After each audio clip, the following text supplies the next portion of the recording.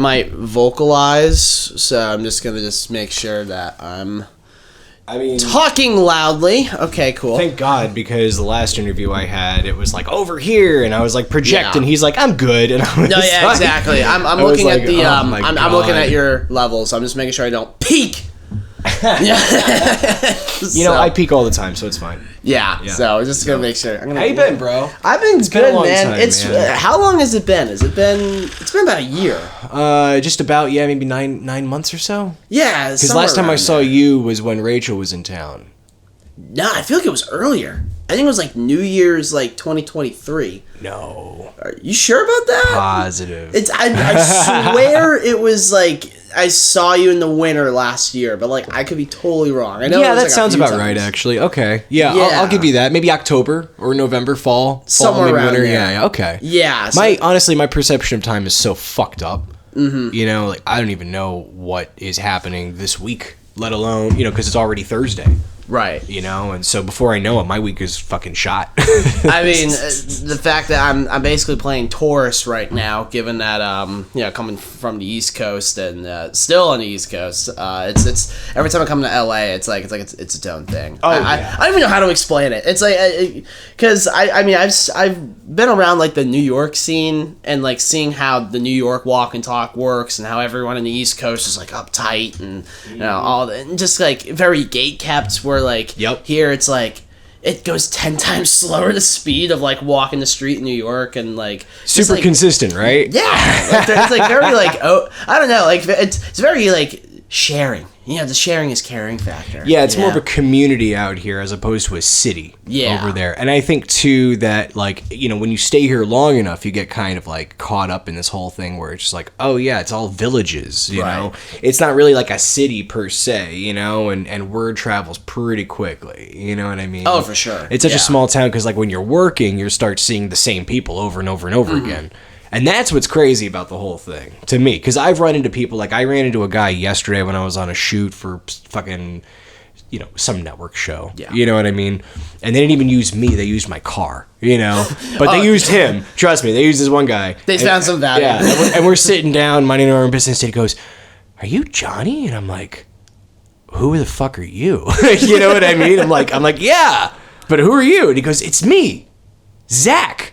I was like, oh, like that narrows it down. You know what I mean? Right. But but I felt terrible because the guy's been following me on Instagram for a long time. And we met on a film set and I forgot to do the same. So poo-poo on me, right? I did that. Oh, God. I made that mistake many times, like whether it be on set or but also in like networking situations. Of course, Where yesterday, this actually happened yesterday. I ran into one of the photographers I recognized at Pasadena Film Festival. Yeah, because you're here for the Beverly Hills Film Festival. Yeah, right? I'm here for Beverly Hills Film Festival this week. But I recognized the photographer. I was like, oh my God, like I know who that person is. Right. But I forgot his name. Oh, of course. And I went up to him and I'm like, what's your name again? And he was like, You're so Hollywood now, bro. It's scary. You know what I mean? So I'm like, fuck. Literally, that's like networking mistake 101 is forgetting someone's name. Like faces is one thing, but like if like someone and you're going up and like greeting yourself, but you've met them in the past and can't put a name to a face. Oh yeah, but it happens all the time. Yeah. I mean, it really, how many people can you meet to where you're, like, always recycling the same faces and the same names? Oh, for sure. You're going to forget at a certain point. I mean, there's people that you see. You got your regular crowd. You got your friends. Let's say your collaborators, your close circle. Then, like, your associates within that circle that you know of. Totally. But then people that you just meet, like, once in the blue moon. Right, and then those are, like, the names that kind of get lost in that pile. So, I totally get it, Yeah. Yeah, this is your second time in, 2 weeks? 3 weeks out here? I was out here... Because you came out here earlier this month when I was sick, so... I was out here in early April for Pasadena. Yeah. Again. Yeah, because we met at Pasadena 2 years ago. Yeah, or 2 years... Was it 2... God damn, now I don't even know. Ago. 2 years ago. It was 2 years ago. It was like June 2022. God damn. Yeah, honestly, between the fucking strike and everything else, like 23 was just a blur. Oh yeah. You know I what totally I mean? get it. So it was just, but yeah, no, now it's starting to, okay, yeah. Because, no, we've known each other for quite a while. And I think when we just met, you were like working on the edit for The Lost Weekend. Yeah. So, yeah, when we met, I was... Something like that. We were... Where were we when we... Because we didn't shoot yet. So we didn't shoot anything yet. You didn't even film yet. We didn't even film yet. Oh my God. But I basically just like put the calling card on my last short at the time, like kind of was like ready to just push that out. Uh-huh. And then at the same time, like I was going through rewrites for The Lost Weekend. And we just like locked in dates for it. We just locked in maybe like our 2 leads at the time. Holy cow. And it was like we were... Because I was under the impression that you were just piecing it together. You know what I mean? Like you had it written already. Mm-hmm. You were shooting a little bit at a time, and then going from there. But now it was okay. Now it makes more sense. Yeah. So yeah, that's nuts, dude. Congrats on finishing and getting to this fall. You know what I mean? Like oh my God, putting it thank out. You so yeah, much. yeah, I mean, man. It's been quite a journey. I think yesterday, because like yesterday we screened yesterday, and like damn, having a movie screen at the fucking Chinese theater, dude. That's it's amazing. Like, yeah, just the amount of history that's there, and the legacy that it brings to Hollywood as a whole and the entertainment industry. Like it's just such an honor to be a part of that. I'm glad that they had it there, because when I was a part of it years ago, when I first moved here, it was like at some fucking theater actually in Beverly Hills. Oh, really? And it was like such a shitty theater. Yeah, it was like really bad quality theater, Oh, wow. And I was like, you guys could do better than this, you know what I mean? So over the years, they kind of got their shit together. Everyone has gotten their shit together. Oh, of course, yeah. I mean, we're starting off, whether it be a film festival or like making a movie. I mean, yeah, now they're all like figuring out, they're getting bigger theaters. You know what I mean? Like, there was a short that I did up in LA Live not long ago, and there was another one down at the Look Theater down in Glendale, and both of those have just really nice projectors. So when you see your shit up with a nice projector, you know what I mean? It's a treat. You know what I mean? So I get it. Yeah, it's amazing, dude. It's honestly, I call it film porn, because it's like it's the most satisfying thing is seeing your film play on a projector, especially like a really nice one that like has like a whole DCP system. Of course. Where it's like, okay, it's movie theater standard, right? And you're watching your short back on, right, and like you just, I don't know, it's like the best kind of films is when you get immersed into the world, totally, and when you're able to achieve that, like, as a filmmaker, like, you got your audience invested, like, you got them hooked in. Oh yeah, absolutely. Yeah, so like that's what it felt like going in there and like seeing it again, because like I've been kind of seeing this thing over and over and over again. I'm at the point where I'm like, I get it. It's getting overwhelming, but that was like the first time I broke it, Yeah. I will, like, okay, because I mean, we got a lot to talk about with this whole thing, so. If you don't mind, let's go back in time a little bit. You know, you know what I mean? Yeah. So wait a minute. So you're born and raised in Massachusetts, right? Yeah. That's about as much as I know about you. And then you went to HOFSTRA. But what happens in between all of that shit? Like, how do you find filmmaking? How do you actually, like, realize this is what you want to do? Well, in between the 23 years of being born and raised and getting a diploma or degree or whatever. Christ, I forget you're only 23. That's fucking stupid. I mean, my story can be sometimes as basic as every other average filmmaker. I picked up a camera when I was 9, and it went from there. But no, did you really?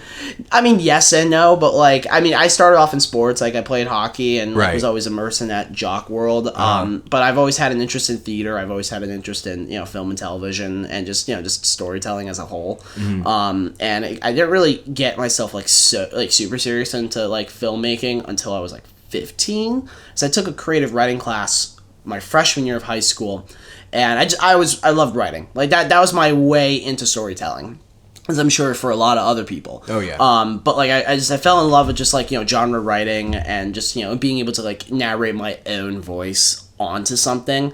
I want to translate that in a way where like people could see it. And then by like the last quarter of the year, we got to do a screenwriting unit, which we would turn our screenplay into like a iMovie movie, Interesting, yeah. Yeah. That's pretty cool. I did a parody of The Breakfast Club. So, but so that was kind of like my way in. I like went so balls to the wall with it. But like, I felt like I said to myself, damn, this is so good. It's gonna get so many views. You know, it went fucking nowhere. like little did I know about copyright and parody, but like no, but like I mean that was kind of like my first like way in. Okay. And just kind of like said to myself, oh, I can do this. You know, like I can find myself being a storyteller for the screen. You know, that's awesome. And then that segued into like doing some work for my school at the time. But then my first like real opportunity to get industry exposure was I interned at Flicker's Rhode Island International Film Festival up in Providence, Rhode Island, like my senior year of high school. And that's where I kind of got to understand like how networking worked and, you know, seeing professional filmmakers like screen their stuff. Right. Gravitate, you know, how does... You know, seeing how their stories get told. And how do you do this shit? Yeah. Like, it was like a huge wake-up call, and it made me really say, wow, anyone can do this. Right. And then from there, I feel like I really want to be a filmmaker. I wanted to be a director. Like everyone, I feel like everyone does, or it still does, you know? But I really wanted to find my way in there. And I had these little peepholes, but I just, as a filmmaker, I was like, okay, like, how am I going to cross through it, you know? When you were doing all of this, were you still shooting these little shorts or was it you were just writing constantly? Like I was shooting stuff, I was writing stuff, but like nothing really came to fruition like most like high school movies can be. Yeah, if it's like a do-it-yourself. Right. Unless if you had, you know, angel money from your parents or something. Right, like daddy's credit card. But no, like, I get it, yeah. But yeah, I mean, it was just a lot of trial and error, you know? I mean, I think what mattered more was like doing it at an age where you were working with what you got, and it didn't really matter about like how the quality of it, how it looked, as long as you knew that you were going in and practicing your storytelling skills. Yeah, I think that was like something I look back now at 23, like I think that was like the purpose of all those old high school movies was just making sure you know how to be a director, how to be a cinematographer, like you wearing these multiple hats like you do on an indie film, like you understanding how it works. I think was like very vital before going into college and studying it and doing it as my degree, and having to do it from scratch, because I realized all of that high school preparation from seeing interning at a film festival, getting a couple of films. Some of my high school films did screen at some like high school festivals, and one of them was All American High School Film Festival. That was huge. That one was in New York City. They played at the King's Theater and the AMC in Times Square. That's crazy. Wow. It was like for a music video, I think. It was like a narrative experimental music video. Yeah. I mean, I did it with my friends, at the time, and right. I was like, this is gonna be big. We're gonna make this song big, and it got eyes, that's and got to meet some people that I collaborate now today. I think that was like kind of like the big thing that I took away before going into college was. Just understanding the craft, understanding how it works, navigating yourself and speaking to people in the business, and then, projecting yourself and creating a brand for yourself that, you can outlet to other people. And, that's where social media comes in these days. Yeah, it's true. So I realized people did not know how that worked, or there were people who had no experience at all going into college. Right. And I kind of shocked me because I thought I was going to be with people who has been doing this, like film was their passion since like they were born, like way more like like into it than I was at the time. Right. But I realized like going in, I'm like, oh, I have not to say the upper edge of it, but like you had an advantage. Yeah, because I got to start yeah. and work, start work my own stuff and like putting it to the test and being able to get accolades for my high school work and be able to meet people I just thought I would never be able to meet at 18. And from there, now 5-6 years later, like it's now gravitated to like this. It's like, you look back in time and you're like, Jesus, how the fuck do we get here? Yeah, exactly. Like were you at a HOFSTRA the whole time, or? Yeah, I study. Did you go to a community college first and then go to HOFSTRA, or was it just straight into that school? Straight into HOFSTRA. Oh my god! And right after high school, I went straight into HOFSTRA, and I studied there for 4 years. Got my Bachelor of Fine Arts in Film. I'm one of the COVID kids, Oh, sure, yeah. Yeah, my college experience got bamboozled. Screwed because of COVID. Like right away. Yeah. Like, I mean, I had my first semester, which was like, the good old, gonna go in. Let's go to the frat parties. Let's go get fucked up. Let's go, like, I don't know, like catch quintessential something. college experience. Yeah. You know, the typical college, you know, like the freshman 15 type shit, you know? That's so funny. That's so funny. And then at that point, it's so funny because like I went in there going in like, I'm going to be a social butterfly. I'm going to meet so many people. People are going to love everything about me. Because in high school, I mean, I had my nickname in high school was Norty, and my last name is Norton. It's been a family nickname for years. And like that's how people knew me. People didn't even know I had a first name at one point. Like, they just knew me as Norty, but I grew out of it. And had people start now like calling me Charlie and just kind of just be as like a normal human being. Sure. You grew up into your name. Yeah, basically. And then I had to get myself out of my name. Yeah. And that like was like the biggest like, oh wow, everyone's kind of coming from different backgrounds in college, and that like really kind of like threw me a curveball because you know, I went to a Catholic school. I went to, you know, I lived in a white suburb in Massachusetts, and you know, there wasn't really a lot of like culture or diversity like in New York City. So like being thrown in that pool was like a huge wake up call, more kind or of less. shock, a culture shock to say the least. Yeah, which is interesting because I mean, you're coming from Massachusetts to, you know, it's not very far away. Yeah. You know, so if anything, you could have just went to New York whenever you wanted to when you were growing up, right? I mean, but that's interesting though, because I mean, yeah. It's a very, very wild experience, man. You know what I mean? Yeah, that's crazy cool, though. I mean, it's you look back now and it's like, you know, I put so much stress into it and just like... No, yeah. But that comes with the territory, man. I mean, you know, but like the stress leads into something else, which is obviously, you know, this project, right? Yeah. Like, yeah. You know, I wrote Lost Weekend kind of, I mean, it was based off of, you know, not high school trauma. If we want to really go deep and be like, oh, please, film is trauma dumping, but like, it's not. No, I mean, I get it, yeah. It can be, but... Write what you know, right? Yeah. Yeah, I mean, and that was something that, was it something that stuck with you, though, for a long time? Or, like, how did it kind of, like, what was your, you know, journey with this story and everything? Like, what was your whole experience? Well, I mean, with Lost Weekend, right... Yeah, it's been around. I've stuck with it for about like 5-6 years, somewhere around there. And I had an experience right after I graduated from high school.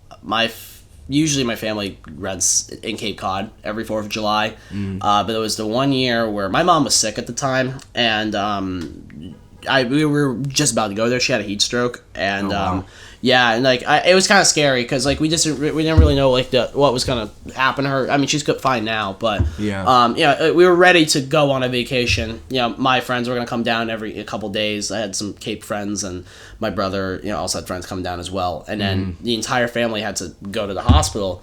Jesus Christ!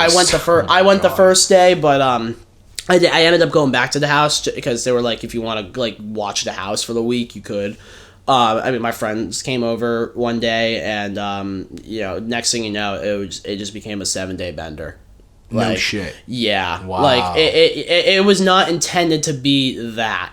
It all stemmed just from something that we just were not expecting to happen. And next thing you know, I grew up with a lot of Cape friends in high school, and you know, there was, I think it was at that point where like I felt like very behind in the social queue in terms of like peer pressure and what adults should do and not do, whether it be drugs, alcohol, sex, like all that shit. Like, and I was at that point 18, little virgin Charlie Norton was like, oh fuck, like I'm behind. like what am I doing? So I wasn't really like, you know, it kind of just crossed. I don't know. I think it was like that first taste of all that. And being with friends that like I was always friendly with, but I also felt like the odd man out because they were experienced more or less, and I was like an outsider looking in.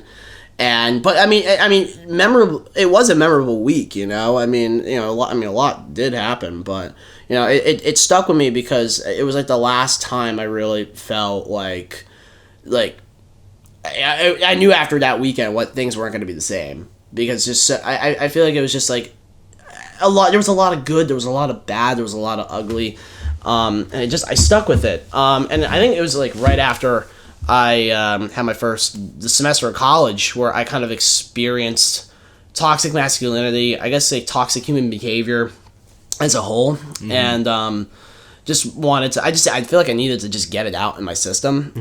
And because I was friends with guys who were like, oh, I'm gonna go, fuck the whole world or moving object or smash. Whatever. Yes, this whole smash and dash. You're not gonna be a man unless you very much chauvinist kind of perspective almost. Yeah. Which is kind of interesting because it's very much a high contrast to what what I mean, like what you were explaining before. Right. So this is like getting your yayas out, basically. Yeah. Yeah. Wow. And it like I wrote, and what's crazy is like I wrote it for a class. I originally wrote it for a class. How many pages was it originally? 45. Okay. It was 45 at one point. And it just, I needed to get everything I knew out of my head onto the page. I even said it to my friends. I was like, I'm going to write a story about this experience that we had. How did they take that? They were like, fuck yeah, man. Like, let's do it. Cool. Like, it wasn't negative. They were all for it. Yeah, no, they were all for it. Like, look, I mean, like, yeah, like, I mean, some shit happened after that event. I mean, because, like, I mean... You guys are kids. You guys are doing fun shit, but it's like, that's the time period that you should be doing that kind of shit. Yeah, absolutely. Yeah. So they were all for it, Yeah. I mean, I was going to New York. My buddy was, still in high school, finishing up high school. Two of my friends went to, maritime school. So, like, they were like, oh, my God, this would be so dope documenting, like, a story based off of, like, this week we all got fucking shit-faced. Yeah, exactly. Then how are you going to do it, Like, how are you going to actually showcase that? Yeah. No, of course. Yeah. I mean, it was definitely a different story than what it is now. But I felt like getting it all out on the page, and when I pitched it to my professor at the time, like, he fell in love with the whole idea and told me to kind of work with it for a bit. I mean, I sat with it during COVID because we all ended up coming back. So, I mean, I spent more time with them during that period, and we were doing, like, 10 times the shit we were doing the week we had our lost weekend. So yeah, of course, yeah. You have to heighten it up for the actual, movie aspect, right? Yeah. I feel like I never really get more coke, more yeah, more coke, more Adderall, more everything, like there's like the somebody dies, like some Project X shit, Yeah, of course. I feel like I never really get to talk about like the real why, because like whenever I go to a festival, I always talk about the cause. Like I guess the problem, Well, you can talk about it here. Yeah, I mean, I definitely want to. I feel like being able to, like, I guess comfortably talk about, like, yeah, this is based off of, like, shit I did in high school, but also, like... How much of it is trauma-based? I feel like it's... I think half of it, more or less, because I feel like I always looked at my image when I was younger, and I felt like I wasn't being able to meet, like... certain status quos. I felt like I was always... Why me kind of thing. Yeah. Like, yeah, why him? Who the fuck is this guy? Yeah. Hitting on this chick. That was my chick kind of thing. I get it. Whether it be relationships or being a part of certain, like... Cliques. Hell, even, like, I don't know, at school where they have, like, their honor society or, like, clubs and stuff. Like, I've had my cliques, but there were some cliques I wanted to join, but they were like, you can't because you're not too good enough. You're not, like... God, you don't, man. You don't belong with our clique. That's even more brutal than when I went to fucking school. Yeah, it's like hell. I mean, yeah. So, I mean, but again, I always had these guys, I mean, they were always my friends. I always looked up to them, but their influence did really kind of make me think twice. I mean, I always tried to kind of like fall under their leadership, but then I was like, this isn't working for me. This isn't who I am, like this is kind of going everything away from my moral values. And and look, it's not like my moral values were like so like oh, I went to Catholic school, they're so deeply religious, or I grew up with a family, like I'm so family oriented, which I personally am. But I definitely was friends with people who didn't have that same lifestyle, and and again, they're still my good friends to this day whenever I get to see them. But like I think then it was just like I think we were thrown in this huge fourth fray for like 2 years where we felt invincible just because we turned 18 and graduated high school and now we're in the real world. But I also think we were trying to escape like the horrors and realities of adulthood, especially for some of them. They just went into the workforce right into 18. I mean, yeah, it must be hard because I mean, really, because I didn't grow up like that at all. Like, my upbringing is complete the opposite of yours. Yeah. Where I'm assuming it's very, centralized suburban lifestyle. Yeah. Mine was very bohemian. Okay. And I had a single parent, was never close to any of my outside, like, other family members, So, it's interesting to hear all that stuff because, it definitely shapes like who you are as a filmmaker. Yeah. You know what I mean? And it's very minute little things, and I'm sure like, as you get older, making more films, you'll probably like actually realize, oh yeah, I'm just mirroring myself here. You know what I mean? Slightly. But like it's interesting on where how it coalesces is what I'm trying to get at. You know what I mean? So, and it's also really kind of ironic too, because I mean, like of all the movies you end up making, the first one is kind of like a fucking coming of age college movie. Oh yeah. Almost Animal Husband, not really. You know what I mean? It's just like that or like that's kind of ironic in a way to me. It's cool. It's you know what I mean, because I wouldn't expect that from you right away. Yeah, I mean it was my second short. Last weekend was my second short. My first one was it was called Graffiti. It was about a. Why do you call it a short? I thought it was a feature. 20. It's a runtime. It's based off runtime. Featurette. I call it a long short, more or less. But yeah, I mean, featurette is like, 20 to 30. Because you're at like, what, like 70 minutes, 80 minutes? The film's at 20 minutes. So, oh, Jesus Yeah. It's last week it's a short. Oh, jeez. Yeah. I thought it was a lot longer for some reason. No. I mean, we are trying to develop a feature for it. We have a working script ready to go, and we're just it's getting around. Because it plays like it's like, from the clips I've seen and from the trailer and everything, like I haven't had a chance to actually see the whole thing, but from what I've seen and, the amount of work that you put into the social media page, it feels like a lot longer. You could have kept going, I feel. You know what I mean? We could have, Yeah. I mean, a part of it. I'm proud of you getting to this stage. Yeah. I thank you so much. Yeah. I mean, I really appreciate it. I mean, because just finishing it is like, but you treated it like a feature. I mean, that's the goal. I mean, that is the goal. I mean, at one point, this was not intended to be anything, really. Mm-hmm. It was just, again, it was a script that I wrote for school, but I also had a lot of, like, feelings about, peer pressure. I mean, this was also, like, you going through your first college experiences, like, in that time, and now that you kind of experience kind of everything that your friends were, like, trying to build you up to. Totally. I felt like that was also another pinpoint of it, where it's like, okay, I've hit all those check marks, and like everything my friends were saying were like full of shit, if that makes sense. But I did do some reflecting, and I think that's why I wrote what I wrote on the pages. That's exciting though. And then and then going through more experiences with them, and during that 1 year of COVID where we were all going to our buddies, private island, just partying with like all the kids in the Cape, and ended up like running away from the police, and then I personally got 20 people arrested at a beach party. How? That's a whole different thing. What? I can tell this long story, but like without sidetracking. But I mean, you're good. Yeah, but we got time. We're only 25 minutes in, so we got time. I guess the way to put this in is like that COVID year also did inspire a lot of like Lost Weekend's toxic masculinity, like themes and sub themes within it. Right. Because I think that first weekend I had was just the whole like the teen angst shit. You're inviting girls over to a Cape house, like one-on-one. You have we're all what's the ratio? Everyone's gonna get laid or make out or something. They're gonna get lucky. All that stuff. Shit happens. Yeah, and then shit does happen. Especially when you're on an island like Cape Cod. Right. I mean, and also too, like what I'm jealous of is the immediacy of that. It just happens to be there, but like for most people, it's just like it's a whole thing. It's a peninsula. It's a peninsula where people are like, okay, it pops off like May to September, like from Memorial Day to Labor Day. But when you guys were there, was it the off season or what?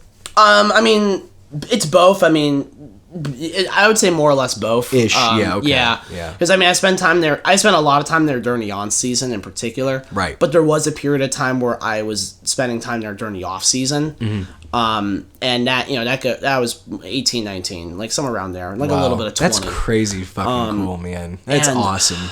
It's just interesting because it's like I haven't really been able to like I openly tell these stories at all. Like I mean, it's very busy. I mean, the festival circuit is too business-like, if you ask me. You have to shatter it a little bit. You know what I mean? Yeah, no, absolutely. The last festival that I went to, they didn't even do Q&A.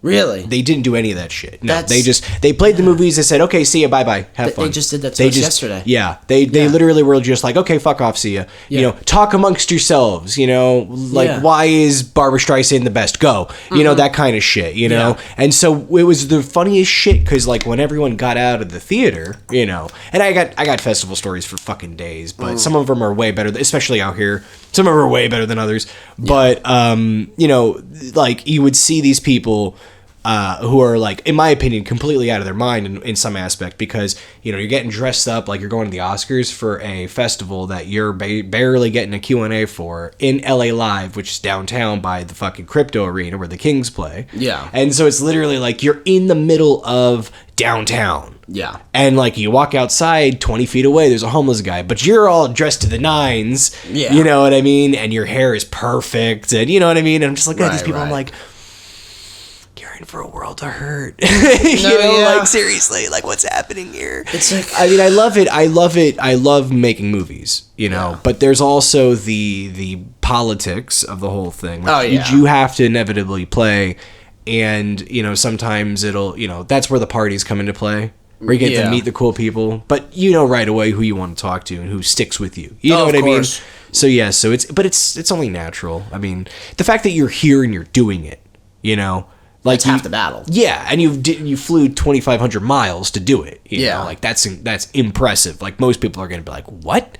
You're not from here?" You know what I mean? No, like, I mean, like, look, if you wanna find your way into the cool kids table, you got to literally just sit down and you make yourself 100%. known, you know? Yeah, 100%. Yeah, and it's, I guess what I've learned is, like, once you find your way in, it's so hard to find your way out, because, like, you're stuck in this for the long haul, Which is great. And I've had friends that, like, hell, college friends, they're like, you know, I started making more movies with them after college than I did in college, because I feel like all of us were fighting for this piece of fame. Of course, and it's like, it's the most bullshit way in. I mean, I'm so glad you said that. Yeah. Like, it's so funny, because, like, I had a great conversation with one of my buddies in Burbank a couple weeks ago, and I haven't seen him in years. Like, he was someone I met on my very first film set. He was the lead with one of my co-leads of Lost Weekend, and I didn't know what he was doing. Like, I know he moved to LA, but I didn't really know much. He kept a lot of his work private. But then me and him had, like, a great 6-7 hour, like, conversation. Like, we got drinks, we got food. Like, you know, it couldn't be any better. Like, a great catch up. And he, like, opened my eyes about, like, understanding who's in this business for the right reasons. Yeah. Are they in it because they love the passion of performing? Right. He's an actor, so he's a performer. Are you telling stories because you want to tell stories and, you know, get an audience attracted to the theater? Like, you know, are you in it for that reason? Or are you in it for, you know, I would say the most blunt way possible, are you in it for the fame? Are you in it for, you know, the attention? And sometimes that could be the most toxic way in this business, because, like, that's not half of it. Like, all of that attention is not forced. It's just, or it kind of organically grows. Yeah. based off the work that you're producing, Right. and also like how you perceive yourself with other people. Yep. Because some people like on Facebook, like I don't know how active you are on Facebook. I've cut out all the film groups on Facebook. Yeah, I've cut them all out. I feel like it's They're a toxic. dick. I feel like it's a dick riding contest. Honestly, like I'm not serious. only that too, it's like at a certain point you kind of builds up this, like you were saying, like with the work that you do and the quality work, you kind of builds up this credibility for yourself to the point where you're just like, you know what, I'm good. I don't need, I have the confidence to do this. Yeah. I don't need these people, these naysayers. And in a way, it's also gatekeeping. You know what I mean? Where it's just like, oh, don't shoot with an iPhone. Motherfucker, everybody's shooting with the fucking iPhone. I shot a music video with a fucking iPhone, for Christ's sakes. You know? So it's like, it doesn't matter what you do it with. And then you have all these stupid questions. What kind of camera should I use? I mean, anything. Yeah. Use your fucking iPhone. Don't listen to the people telling you not to. But then there's also the Sony's A7 IIIs, the GH5s, the SR2s, the R2s, and it's just like, they all pretty much do the same shit. It's just how you as the operator do it, Yeah. And that's kind of like the purpose of like why I enjoy putting on this show, is more or less like through the stories that, I get from other people and everything, and we talk about their process and everything. I'm hoping that it demystifies it for somebody else who wants to be serious about it but doesn't know where to start. Yeah. And that to me was a big deal when I was starting out, because I didn't have any of this shit. Oh yeah, you know. I remember like a couple years ago, I thought that like being able to find your way in was like, I guess, knowing someone who's already been in it, which it kind of is. Knowing more or less. Yeah, I mean, it is kind of the case. Of but course, like, yeah. You know, but of course. especially when you're growing, that because like word of mouth spreads, and it can be a really good tool of getting your name out there, but also a really negative tool if you don't treat people right. I remember my freshman year of college, first ever film class I ever taken, who ended up being my fucking mentor, for crying out loud. Oh, wow. I took the film exercises because we were shooting like 30-second scenes. I took that shit like it was the fucking Oscars, bro. Like, it was like make or break. This is gonna define my career right here. This fucking exercise. That I ended up getting so like, but like I'm glad the stress. I could just feel the stress exacerbating. Yeah, you know? I'm glad like I tried so hard on it, but like look, my professor gave me so much critiques, and I just never gotten this harsh constructive criticism ever before. I've always gone it's good, Charlie, it's really, really good, and no, he was like, no, this is fucking dog shit. like he's just straight up just was like, this is shit, the filmmaking is shit, and like, but like not in a way where like, go fuck yourself. You could do better. Yeah, exactly. And then like, I mean, hell, he made me cry in class. No like that's shit. how harsh it was. Like I broke down because I was trying to go down, I guess, have this ego saying to myself, I'm gonna be the next so and so, and compare myself to them. I've done that a million times. Whoever you want to name drop. But like this was like the first wake up call, because my mentor was like, no, you gotta be who you're going to become, if that makes sense. Like you're gonna be Charlie Norton, this director producer who's going to have his own style of storytelling, his own way of visualizing the world for people that are going to see, and people are going to hopefully respect that. And, how did that make you feel at the time? I mean, it made me say I'm ready. I'm ready to learn. I think it made me, because I was at that point where it was just like I wanted to run my own shit way too early without really knowing what I was getting myself into. The Ferrari too early. Yeah. And then he was like, no, you got to put on the training wheels again. And I think that was the first time I actually listened, and like really wanted to like grow my craft, because I saw my peers not really go down that avenue. They kind of just still did their own shit and got. But they didn't take it as seriously as you wanted to take it. Yeah, I felt like I think that was like the first time I really said to myself, I want this. And I want to do it the right way and know how to navigate myself. Whether it be working on my own stuff, navigating a film festival, like really just knowing how to survive in this business. And our friendship has been so strong. I mean, I still keep in touch with him to this day. He ended up helping me mentor my Lost Weekend, which ended up being my capstone for HOFSTRA. And this is like the craziest thing, because this almost happened a year ago. Every year, when all of HOFSTRA's seniors finish their capstone films, like they play it like a film festival, you know, like there's a film festival basically. But they overhype this shit because it's like a national competition. So every single student who is going up against each other are literally trying to sabotage everyone's work to win a fucking trophy and like $3,000 in prizes. I mean, fucking hey, do they give you actual money, or is it just the prizes? It was like straight up cash. It was like cash, like a lifetime subscription to like Movie Magic scheduling and like entertainment partners like that's apps and stuff. That's so crazy. Yeah, like Adobe, like a year subscription. Could you imagine like the person who doesn't get that? You know, they're hinging all their bets on getting in, and it just falls through the cracks. Oh, I mean, I was betting on it too. You know, I knew going in my senior year of school, like, okay, we're shooting the Lost Weekend. This is gonna be my capstone. It ended up being it. But I knew I was gonna go in there and win the shit. Like I just said to myself, like, people have given me so much shit in college. Like, I mean, I had a hard time at HOFSTRA socially because, I felt like I didn't fit into those cliques, I do think politics also kind of come into that play as well. Oh, of course, it has to. I mean, a school like that, perception. It's got to. Yeah. And every school's got it. But it's a named school. Yes, of course. Yeah, so it's, it's up there. Yeah, so it's, looks good on a resume. Yeah, look, that and, the type of people that go in there, it wasn't really friendly. I did have my friend group and, the people I was dating at the time. But, like, other than that, like, I didn't feel validated in the school I was studying my passion for. Jeez. Wow. With the faculty, I had it. but with the student body, I didn't. Wow. So I knew going in there, okay, I saw previous film festivals from HOFSTRA where people, like, it, you know, like there's a first, second, third place. They had honorable mention, like, in every category, but the seniors are really going against the top dog best in show category. I knew going in there, I'm like, okay, if I'm going to do this, and the fact that I know that I could potentially win $2,000, $3,000, I'm going to fucking win. That's what we're going to do.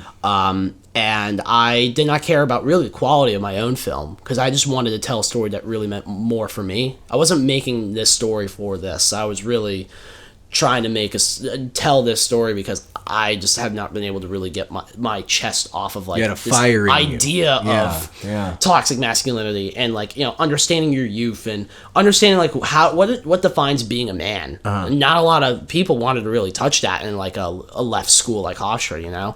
You know, which is wild because, I mean, you're in your early 20s and it's almost like you're giving other kids a lecture on, hey, like, this is what it means to be human. Yeah. You know, what the fuck do you know about that other than your own personal experiences? Yeah. So I could see where that's super intimidating, especially in that environment. Oh, yeah. You know, but I mean, like, you had your team, right? You assembled your team and they believed in you the whole time, right? Yeah. Most of my team, I mean, I had two of my friends from college, like, were part of the producing team. Brendan went to HOFSTRA with me for a year. He ended up being the lead in the film. He plays James. Nice. And my buddy Steven, he produced it with me, and he was my production designer, and that was our clique. Our little stoner clique, you know, going in, you know, making movies, but also like, you know, producing good work. How did you meet the other people, like the other actors and everything? Like, were you friends with them too, or was it just casting calls, like that kind of stuff? I met a few. I met a few of them from other projects. Chloe, who plays Caroline, I've known her like ever since I got into the business. Awesome. You know, she had her start with Nickelodeon's Lazy Town, as well as like a few other things with Netflix, and you know, she's a talented human being. You know, we've just been friends for a long time. And then my Brendan's roommate, like I've known for a little bit, and you know, I casted him. Their chemistry was just great. Very cool. Very cool. And then others that we did a casting call and then a crew call. I brought on people I knew from prior sets. The DP I met, Michael Hannigan, such a talented dude. Like he's someone that I honestly would like if I found my way out here and like someone said, all right, you're gonna make this project with X amount of money. I'm like, he's the first person I'm gonna be calling. Like, you know, he's one of the best DPs I ever got to work with. And we really had the same vision on like how we're gonna have Cape Cod be this like giant beautiful landscape that we were able to craft it as. So like a lot of my team was crafted in-house from my network opposed to working at school, because I had more trust in working with people who knew what they were doing. You know, nothing to discredit, you know, student filmmakers at all, but like I felt I couldn't trust myself working with other people in my school because I just didn't know if they had the same best interests, you know? Which is actually like a good way to go. I mean, that's smart. You know what I mean? Because like, you know, most kids would just stick within that framework of just, okay, this is all HOFSTRA thing, but you actually did the due diligence of looking for these guys. How did you meet your DP anyway? Facebook. So everybody was just, okay. Yeah. That's so cool, up, man. It was Facebook, Instagram. I mean, my actors, I mean, a few of them I just knew, but all others I also just knew from, others I knew. What am I telling you? I knew half the cast going in. And then the other half we cast it off backstage. What'd you shoot it on? The Ari Alexa Mini. Nice. And that was his, or did you guys rent it? We rented it in New York, and then the Atlas Orion anamorphics. So of course, shot anamorphic, you know, it was digital, but also period too. So we had to make it look like 2004. But did he have the the know-how to shoot anamorphic prior to like the decision that you're gonna go anamorphic? Yeah, he's worked with anamorphic filmmaking before, and I that was like a nice plus. He shot a couple features before Lost Weekend, so like on the indie side so it was like nice to know he had that background. So he's like an older guy. He's like, we're like maybe like 7 years apart. Okay. Yeah, he's in his like early 30s. That's cool. I think he's in his early 30s now. That's cool. At the time he was just a bunch of dudes down to clown, basically. Yeah. I mean, he's very serious about his work. Of course. He is very good at what he does. Yeah. But yeah, I think at the time when we met, he just got married. Like he was in his late 20s, and then like now he's in his early 30s. But like, yeah, like it was like funny, like being able to like, you know, connect with someone that it wasn't like a huge gap, you know. It was still I think it was a young team. I think It sounds like it. It was a very young team, if you really think about it. Like, no one was... I don't think anyone was over the age of 35 on our crew. No shit. Wow. Yeah. Like, I think it was like a lot of us were in our 20s. That's amazing. And, there was a couple... So and then, jealous. like, the veterans, like, our Michael, our DP, and then, our Nate, our Ari, our Gaffer, they were in their, late 20s, early 30s. Like, wow, that's fucking so cool, dude. So, like, now that I'm really putting, 2 and 2 together, like, it was a young squad. Yeah. So... But you guys made something special and unique, I mean, how long were the shooting days? Like, what was your schedule like? We shot in 2 weekends. So, we shot in, like, September... like October, so right when the off season in the Cape just kind of finishes up. Like 15 or 10 or 15 pages a day, basically. I mean, a lot of shit going on. Yeah, you know, I mean, we had our first weekend. We shot. We shot our first weekend. We did all of our house stuff, our beach stuff, and everything on the Cape itself. We ended up losing our location halfway through the shoot. Oh my god. Because we were working with this really bitchy homeowner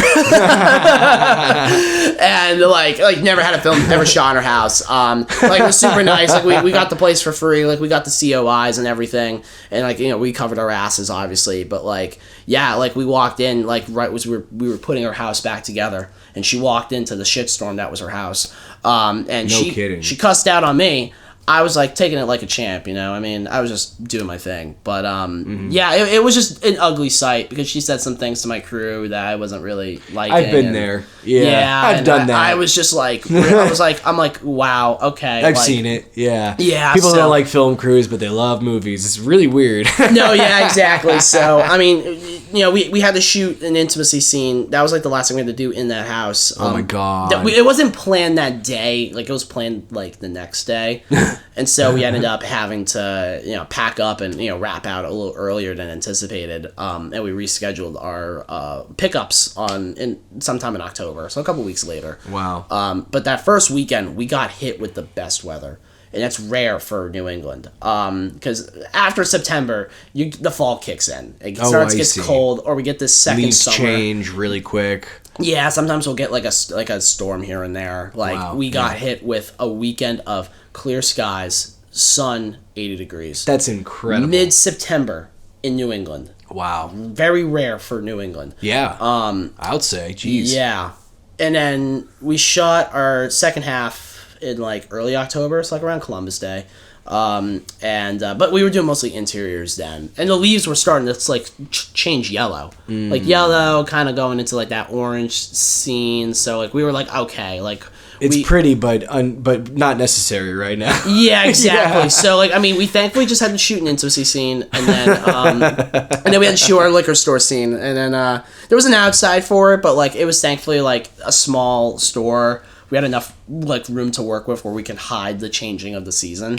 So like, but I felt bad for our talent because they were cold as shit. So you mean, yeah. But they're troopers, right? Oh yeah, no, they trooped through. We were working. I think we were working like with half days then, except for intimacy, because like that day we kind of needed the full day of putting our emotions first, if that makes sense. But when we shot our liquor store scene, like we had to like literally like go to this liquor store on the day. Oh my god! And slap $1,000 check and be like, "Hey, we're a movie crew. We're gonna get this shit like played everywhere. Wow. Like we need 4 hours to just get 6 shots." What kind of shots were they though? Did you need to move in shit, like move in lights and stuff, or was it very like handheld? It was very Guerilla style the whole way through. Like it wasn't Guerilla, but like we basically were allowed to have the whole space, but the business was operating, which kind of sucked. So it was a hot set. So you have flags and you have. I think I saw the behind the scenes photo. Yeah, you have a ton of flags and a ton of like lights set up and everything, and people are buying vodka and shit. Yeah, pretty much. Pretty much. Yeah, we got free extras. Were they looking at the camera and be like, "What the fuck?" No, thankfully not. Thankfully not. We got very lucky, but no. I mean, no. Anything like that is a trick. It's a trip, right? Like that's a treat for people too. I mean, and have they ever seen a film set before? No, like, especially in like small town Massachusetts, it's like, right. Oh, there's a movie playing. Who's in it? Is Jason Bourne? No, Jason Bourne. Jason Bourne, like Keanu Reeves or they would say something like that. They would confuse Matt Damon with Jason Bourne. It's fine, same guy, but it's fine. Oh well, I mean, I'm an East Coaster. And I working in this. I apparently Matt and Ben working. Yeah, what is this? Casey Affleck production? Yeah, now? Like, Jesus Christ, Manchester by the Sea 2? Yeah, pretty much. That's fun, though, man. That's a cool environment. It was cool. I mean, we got everything done that we needed to do. I mean, it was a very important scene, so we had to shoot it. Of course, but, we were able to get it in the time we were allotted for, Yeah. So it was like, it was nice to know that we had everything we needed for the film. And we went through a 6-month post-production process, and then I kept the whole team involved and informed. And then, because we got a cut done in April 2023, we ended up not having our world premiere until September in New York. But, like, I did have to premiere it at school. So, circling back to the film festival. I was going to say, Like, does this impede on your graduation? Like, how does this exactly work? Like, this is your thesis at this point, right? This was the film that was going to get me my degree. Yeah. And doesn't matter, really, it doesn't matter what the quality was going to be. Of course. To get my degree. It was just more make a movie. But I knew that, like, this project was going to hopefully, like, take me to the next step. Because my last short was able to get me through the film festival circuit a bit, but online because it was COVID. But I got a taste of it and was able to meet some people and work on some cool projects. But I knew that, like, Lost Weekend was going to be that next jump on that, which, it's thankfully helped me get some work even during the strikes, like non-union stuff. And then, now my new job now in Brooklyn, so it's helped me find my way through. And while going to many film festivals and meeting people I just thought I would never meet. Yeah. But in May of last year, I had to screen it at HOFSTRA Festival. So knowing that, okay, there's a prize trophy and cash on the line here. Right. And I know that, like, look, I could get screwed over and that's okay. And I'm going to walk away knowing I made a great movie, know? And I'm going to take it to places that people never thought it was going to go. We ended up winning Best in Show there. Yeah, I saw. That's amazing, man. Yeah, congrats. Thank you. Yeah. That pissed off a lot of people. Really? Yeah. Nobody's happy for you in these circles, basically. No, not in every man for themselves, including them, right? Pretty including much. me. Yeah, right. Yeah. It's fucking insane. It was just a lot of hate, and I knew it was like public hate because people literally have like. What's told the me to go fuck reason? myself. I mean, yeah, like I really don't know. I think it was because like I think jealous. Jealousy. Quality of work. Oh, you worked on this and that, and this. Like, I mean, hell, I've said to like professors, like, I PA'd on Disney work. I PA'd on HBO work. And when I say that to students, they're like, "Oh, you got daddy's money, you got daddy's connections," or like you're like, yeah, and they're like, "How does someone like you get on that and I don't?" And like, look, I mean, think of it. When you're in college, you're with all walks of life, like all types of breeds. Like, I guess to put the big picture on that. So, I was dealing with people that were more sensitive to things than other people, Yeah, but I mean, in retrospect, I mean, you are very privileged. But you don't have. I mean, in the sense that you have direct access to Cape Cod and shit like that. Oh, yeah, sure. I mean, that has in that way, yes. That has its notoriety. Yes. But I know for a fact that you're not a trust fund kid.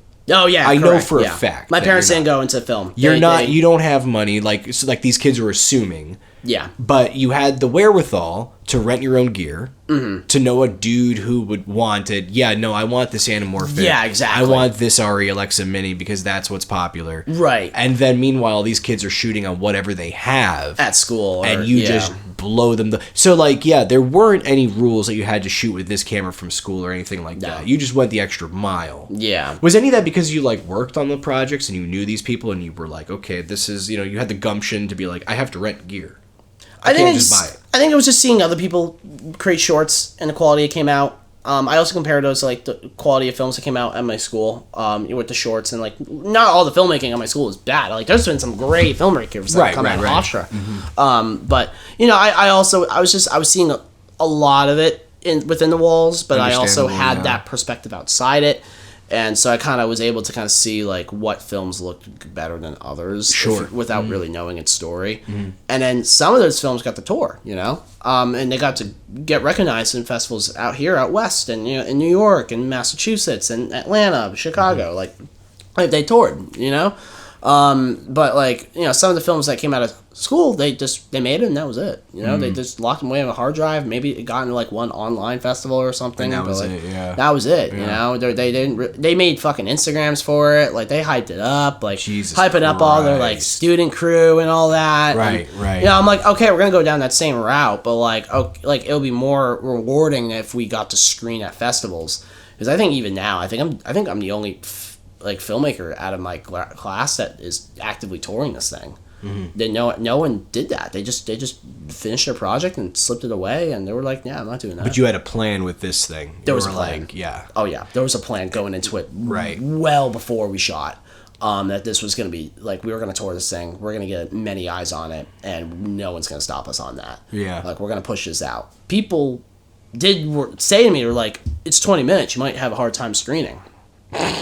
Well, I understand where they're coming with that because I've had several shorts that were over 15 minutes that had trouble screening, so I get it. But at the same time, you know, I also get that the movies that I made that were over 20 minutes were kind of shitty in their own right. There is that, because I mean, You know when you're what I making mean? a 20-minute movie, you need there has to be certain qualities and aspects that you know, either, like help it stand out. Yeah, especially nowadays that everything's in 4K, that helps. Yeah. You know, and like for me, it was always one step behind. Yeah. You know what I mean? It was always like, well, you know, we could shoot in 4K, but we're still doing 1080 because it's not readily available, and I don't want to spend money on all of it because I don't have the money to rent the gear. Yeah. But then, you know, all of a sudden, DSLR 4K DSLR come out, and I'm just like, fuck, dude. Yeah. Give me my hands on that. You know? Right. And you still get shit for it, you know, from like other people, you know, especially who don't know what they're doing. Right. You know what I mean? Or aren't familiar. Not going to say don't know, because that sounds like gatekeeping too, but they're just not familiar with, you know, what are specs, you know? The numbers are just, woo, they go over people's heads. No, of course. You know, so you're always defending yourself is what I mean. Like, as an artist, I feel like you're always defending yourself. You have to take risks in this business. You got to take risks creating the stories that you want to create, and you know, like getting your shit seen. I mean, really, it's as simple as that. Get your shit seen, but know that you are going to be investing in this for a certain amount of time. That is going to eat up shit. It's going to cause breakups in your friendships and friend groups or relationships, whatever the fuck. Like you are going to dedicate like a chunk of your life into a project that you hope will get seen by the right people and advance your career. And, you know, it's all about I made it look cool with this, you know, like, I was shot on this. I had this actor, which does help, you know, like, name talent. But, like it's all about who's in your movie. You know, like, name talent. You know, you can have fucking Bruce Willis in your movie, and, like, you know, people are going to go see it. And, you know, your story is, like, another thing. And, you know, like, is it a good movie, you know? Like, what's going to gravitate people to go to the theater and see your movie? Yeah. And it's so stupid. Like, I mean, that's why you see movies where, like, let's say, like, you know, a movie Steven Spielberg produces. Oh, forget like, it, yeah. like to help out another filmmaker who's trying to find their way in. Right. You know? I mean, like, but that's a selling point because he's using his own name to help another filmmaker get his name out there. Sure. You know? Yeah. Yeah, like that's a huge thing. I mean, with festivals and going through that world, I mean, you're not blindly submitting, but you know, you're submitting not knowing the odds of if your film's going to get selected or not. And you know, you got to kind of live with that shit, you know? I mean, hell, we got 50 rejections before we got our first yes, you know? Where was the first yes? The first yes was Soho. Really? Yeah, Soho International Film Festival. 50 rejections. Yeah, I think Is that are you being like facetious, or is that an actual number? it's an actual number. I can literally pull up my computer right now. Wow. Which I might now. So wait, how many submissions then did you do? Right now we submitted In about total? 80. We've gotten into about 10. Damn. Yeah. Yeah. You know, that was always our problem too, because I mean, like, even because I remember when we did me and my buddy Sam Oliveri, we did Origins of Life, and he wrote this fucking wild. It was supposed to be on a theater stage, but you know, we made it. We were like, well, let's just do it 2 people out in the middle of nowhere. Yeah. Because we have the desert, so why not? And even that was like an obnoxious challenge, you know, Yeah. filming in the desert at night, you know, like Right. you never think, oh, that's difficult, but it turned out to be it was vindicating, but it's also one of those things where it's like, oh boy, like, you know, this is what the trial and error looks like. And, Yeah. you know, especially when you're shooting it on 1080 and like, you know, people enjoyed it. But Yeah. it was at that time when the Me Too movement was just happening. And so, you know, the whole story itself was two hitmen kind of like turning against each other. and all because of one guy's sister, and she's basically like in the middle of all of this, and lying to her brother, who's the other hitman, about seeing the other hitman that he's with and everything, and he's trying to keep his private life private from his work life, and you know, and it kind of does its own thing, but it's one of those things where it's like all dialogue, and so, you know, either people watched it and glazed over it, you know, or maybe they watched it halfway, maybe they clicked on it and was like, oh, not for me, see ya. Oh, there's a grain there, oh, there's this there, you know, and so it's like, you know, for me personally, it's just like, you got to keep on moving, and you got to keep on doing it, because otherwise, like, and, you know, no one's gonna really care. Right. You know? Like, the 80 submissions should tell you one thing, that it's like, of course, like, getting it seen, but I mean, even that, like, getting into, you know, a handful of festivals from that's a decent ratio. Oh, yeah. Because, I mean, we stopped at 20, and we only got into 2. Oh, shit. Yeah. So, like, with that one in particular, like, it just got too costly, you know? And the rejections were just not really boding well. Rejections suck, man. And it's awful, but, you know, it comes with the territory. Like, you have to go through that phase, you know? I'm just happy that you had such a positive experience with this, though. I'm super blessed, you know? It's just, like, because at one point, I mean, look, people did not want my movie getting made within the walls of school. Which is stupid. And, you know, the fact that it won and you know, took home top prize there, and, you know, I got some people gave it shit, you know. Of course, people gave it shit. Always gonna give shit. I mean, hell, they had people like I all those kids got so fucking pissed. Like, they literally found our letterbox and like wrote like really like offensive and bad reviews on it just so we would have a shitty run. Yeah, and I've had that happen to me too, though, with Doug.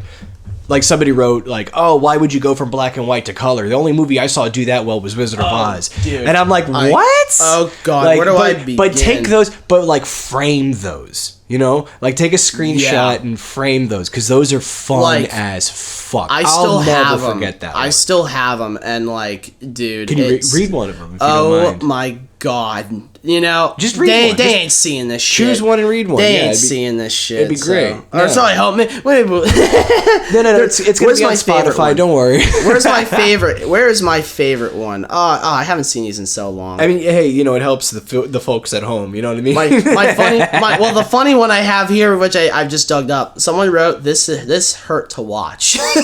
This hurt to watch. Yeah, I don't know, but like, where the dude? Like, someone like call me out as like a director. I haven't. Wow, how many like critiques are out there? Or critics? How many people are like critiquing your movie? There was like 20 people all at once. It was spammed. Holy shit! It was from another person's film who didn't win because I got so pissed. So they all attacked mine.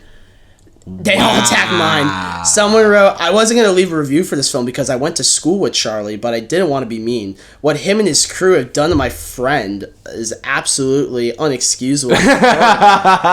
They're basically saying that, like, because they didn't win, like, they were like, yeah, like, this is all, like, it's nepotized. I love the word that they use. It's inexcusable. Like, what? Yeah. What the fuck are you talking about? It's so inexcusable. Like, they literally, you know. And these are kids still going through puberty, right? I mean, pretty. Like early 20s, at least. They're not really, like, completely developed, right? Yeah, pretty much. Yeah, you know? Yeah, they're going to look back at this when they're 30. They're going to be like, wow, I fucked up. You know, it's funny. I could have gotten these kids kicked out of school because, like, it, like, straight up. Yeah, because HOFSTRA has a zero tolerance on harassment online and, like, in person and stuff. Wow. Like it could be a problem. Like, it straight up, like, went against HOFSTRA's code. Dude, that's so crazy. Yeah. I mean, like, I get it, but that's fucked up, man. It's so fucked up. I mean, like, it's so funny. I haven't really been able to, like, read. I haven't really been able to read through this, but, like, honestly, I honestly might just let you, like, see it for yourself, you know? Like, it's just insane. I'm literally passing my phone right now. Yeah, yeah. I mean, we got it on camera. Oh, wow, half a star. Oh, jeez. They gave me all half stars and stuff, and, like, I don't even know, man. I don't understand why, like, some of the words here are just... Can I read it? Or is it not? Sure. Read one, but, like, we'll leave it at that. Just don't say their name. I don't even know if there's a name. Oh, I see the name, but yeah, I'm not going to read that. It's up to you. I haven't really seen this stuff I just in love years. how he says, I can't fathom the insecurity you have to win most major awards at a festival, yet still decide, and still is capitalized, to decide to run a smear campaign against someone who hasn't even spoken. Who has the time to run a smear campaign? Yeah. Like, I don't even get Ben toxic, Ben insecure. But you know what, though? Like, that's the thing. I hope you all grow up. Well, fuck these people, dude. The joke's on them. The joke is on them. Because, I mean, here's the thing. Like, you're 23. Yeah. So, like, if anything, like, yeah, you're 23, you're putting out a movie about being a young adult. Yeah. I mean, really, like, what do they expect, you know? Like, personally, from what I've seen, it's a very mature take on that subject matter, especially from where it comes from, you know? And I think it's very pure. You know, I think it's very, like, it's one of those things where, like, I mean, you need to have a story like this, because most stories like this that are Hollywoodified are very much like over sexualized. Yeah. You know. That's like a huge thing. Yeah, and it's too much to the point where it's just like very pedophilic, in my opinion. You know, to the point where and I have conversations like this with people. You know, my roommate and I had a conversation like this a couple weeks ago. To where it's just like, you know, especially with the whole Dan Schneider thing happening. You know, where do I begin with that? No, we won't talk about that. Yeah. But you know, it's super pedophilic. Yeah. What actresses and people have to go through, you know, to make a movie, especially when you're making a movie about like the super bad years of your life, right? High school into college, coming of age is a very sensitive kind of matter, because it's not like you can easily tell a story like this. Yeah. You know, I mean, you can't. There's no feasible way you can feature sex and drugs in a movie without going too over the top with it. You know what I mean? And especially, like, if it's serious to you. You know, if you're taking it seriously on set, then that's a whole nother spectrum. Right. I'm sure Hollywood's not taking it as seriously on those sets. You know what I mean? Oh, yeah. So, sure. yeah. So, I mean, and so, I don't know. It takes a lot of balls to do something like that, I think, you know? Yeah, I mean, again, not to call on anyone from my school. Like, I feel like I saw the films that were coming out, and I was just like, I can't like fake. I can't fake not being myself and be able to like tell something that like doesn't mean something to me. Because some people just wrote some stuff to like just get something out there. Some people did write personal stories, but like there was something like really striking to me that really like not affected me, but like really like it held on me for so long. I feel like it helped me become who I was going to be. How much of that though is East Coast West Coast mentality? You know, the whole you for making this movie, as opposed to congratulations for making this movie. You know what I mean? Like, because that's the thing. Like, because when I first moved out here, I was like, wow, LA's a whole nother world. Yeah. You know, and I'm from the East Coast, just like you are, but not Northeast, you know. Yeah. So it's like, you know, knowing how people are and the extreme stress they put on themselves. Right. You know, they don't have a moment to actually kick back and relax. Yeah. I mean, I'll say this, the feedback we've gotten when we've toured, I mean, it's just been amazing. You know, I can't back down on like what people have said about the film. I mean, I've had people like 20 years older than me come up to me and they were like, dude, I grew up in 2004 and like you made me like rethink my entire like they basically had a midlife crisis watching my movie. I was like, shit, I'm so sorry. But still, I mean, like it's just like, you know, it's just we've gotten a lot of great compliments. I mean, and just that's like flattering as fuck, being man. able to like. I mean, the big thing we've gotten was like we've been able to break, you know, stereotypes, and I think that's something I've kind of caught on the longer I've been with this thing. Because, like, I mean, I think it's even crazy. It's like, even I'm rewriting my own narrative for this, like, trying to pitch it and, like, tell the story, even though there's a film that's finished that tells everything about it. Yet I'm still in positions where, like, I'm trying to pitch this story the best way I can so people can go watch it. And, like, it's Are you tired of this type of story, though? No, not at all. No? I feel like, you look, man, toxic masculinity is so stereotyped and No, I get that. I'm saying just, you know, writing The Lost Weekend and making it a long form thing. Is that just, are you to a point where you've been sitting with it for too long? I mean, especially after making a short about it, you know? The feature buzz started off with a film threat review. Oh, really? Okay. Again, originally wasn't meant to be a feature, or like meant to be a feature that we're trying to develop now. The short we got reviewed, we were like, okay, we need to get into festivals. We have no press at all because we were getting rejections because we had no press. Right. So we were like, okay, we got to do something about it. We got to know if the film is good or if it sucks. Yeah, it's interesting So, that you need press to actually get into a festival. Where's the exclusivity? I mean, I'm trying to think because like my buddy Brendan really he does a lot of that stuff. Like he's gotten his films like reviewed from press in the past. Like I mean, yeah, you could just pay for a review. Yeah, that's all. There's tons of little websites and tons of guys that do it. We found out Film Threat did it for like $50. So we're like, oh shit! Like I've read Film Threat before, you know? Yeah. So I was like, okay, why the hell not? Which is amazing because like none of this was around like 8 years ago. Yeah. Like that wasn't even a thing. All of a sudden it pops up. It's like, what? Yeah. You so know? like, we took advantage of that and like, but we knew going in if we were going to review the Film Threat or like any Rotten Tomatoes critics, like it's either it'll be the first time a review will be up. And like we just knew we were going to take a risk by getting a public review of it rather than waiting till a festival comes around and a critic goes and sees it. We ended up getting an 8 out of 10 on Film Threat. Nice. And they wrote in their review, like, The Lost Weekend could undoubtedly be expanded into a feature film. That was the first time we all said, holy shit. Someone, like, a professional critic said, this could be a feature and I want to see it. And then that's now in our heads now. So ever since then, it's been like, oh my God. Okay, we need a premiere now. And then we got a premiere, and now it's the same word of mouth feature. Feature just became a word of mouth thing with a short. It sucked that it finished at 20 minutes. Can we see a 90-minute version? We have a written script for a longer story for it. And, you know, it's been kind of like on and off. You know, life has come and gone, you know, and we, you know, some things have happened in between these screenings and writing. But, you know, I think now it's like, okay, we're at a point where we need just the short to ride, you know? The short's going to ride. It's going to go into places. Yeah. And then... Yeah, like, while that's doing its thing, like, it's passive at this point. Right. We can go in and get our prep materials going. I mean, now the purpose of going to these film festivals is to meet people and to, you know, create a network for ourselves, you know?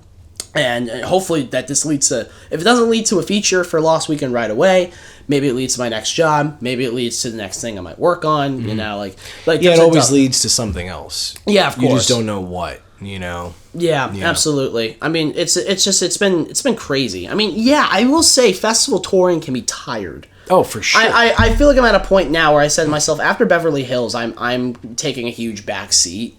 I'm gonna still submit, but I'm like pulling like most of my resources. No, I know exactly how you feel. To start like thinking about like a big move because I'm trying to move out to LA by the end of the year. Oh, congrats! Hell thank you. Yeah, so I mean, and then we can go out all the time. Yeah, no, of course. But like, yeah, I mean that's my plan. I mean, but you know, I spent a lot of my life savings on submitting. You know, like putting my personal finances on the line to push out. You know, you are in a good spot though up there. You know what I mean? Like, don't discredit yourself on, you know, because you have a job in Brooklyn. You know, you're into that scene, and you know, hell, man, you know what they say about New York. Yeah. You know what I mean? So it's just like, you know, you can literally. I honestly too, like, I feel like it doesn't matter what city you live in, you know, New York or LA. No matter what, you're gonna have people who are down to clown. You know, I mean, and even too, it's even weirder because like out here, you know, like even Vegas is trying to do some shit. Oh yeah, I heard something. Which is like weird because nobody gives a fuck about Vegas. Yeah, you know what I mean? Like the only time like they ever shot anything out there was just randomly for like a few things. I think like God, I forgot what movie it was recently that I saw. Oh, maybe Knox Goes Away or some shit. It was like some fucking movie that they had like a shot of the Strip. You know, and that was it, and they're in and out, you know. But, like, you never know with these productions and with these companies what they're going to fucking do tomorrow. You know? And right now, they're all kicking themselves because they don't know what the fuck they're doing today. So, it's a wonder anything gets done, period. Oh, yeah, for sure. You know? I mean... Like, when I was doing Doug, that was kind of like, you know... Like, I was writing it, the universe was telling me how to do it. You know, and that's kind of what I expected, you know. I was like, I don't know what to write about, but every day, you know, it was just like a seed was planted, and you'd listen to these, you know, comedians on podcasts talking about their auditions, you listen to these people talking about this and that, and, you know, it became like more of this whole like, oh yeah, channel your energy this way. You know, go this route. And then you would do it, and then it made sense, you know, and then people just wanted to play. I think that framework has changed a lot since COVID because of COVID. Yeah. You know, and I think that more people now, you know, because of like what's been happening in the last 10 years, they're just really afraid to do things because it's not going to benefit them in some way, shape, or form. Kind of similar to like how your HOFSTRA experience was. Yeah. You know? So it's like, you know, that's kind of like everywhere, you know, for better or for worse. Right. But you have to know how to move forward and channel your creativity. Yeah. You know, and make the next thing for you, whether it's the feature for The Lost One or it's a music video. Yeah. Or if it's this other interesting, weird World War II movie that I've been seeing. Oh my God, which, you know, you got to tell me about that in a second. Oh yeah. But yeah, you know, it's just, you know, whatever gets your rocks off and keeps you busy. Oh yeah, for sure. That's really the most important thing. Oh yeah, for sure, absolutely. You know, like what you make, whatever you make is gonna hopefully set you up for your next project. Hopefully, yeah. Absolutely. Yeah. I mean, and you know, you're gonna work with some people who are just fucking cunts, and that's just how it goes. I could name a couple right now, but I'm not going to. Dude, me too. No, me too. I'm working on things that they're driving me absolutely nuts over. Yeah, for sure. You know, but like it's fine because you'll never, you know, it'll either go one way or another way. No, yeah, absolutely. But it's not the end of the world. Yeah, no, of course. You know? I mean, yeah, there's a couple things I'm attached to right now where like, you know, there's things where I'm like, oh my God, like I love working on this thing. I'm super excited to get it done. And others where I'm like, the person's kind of an asshat. Like I'm just trying to like, of course, just get your thing assembled and then like let you do your thing with it and just kind of like walk away quietly. You know.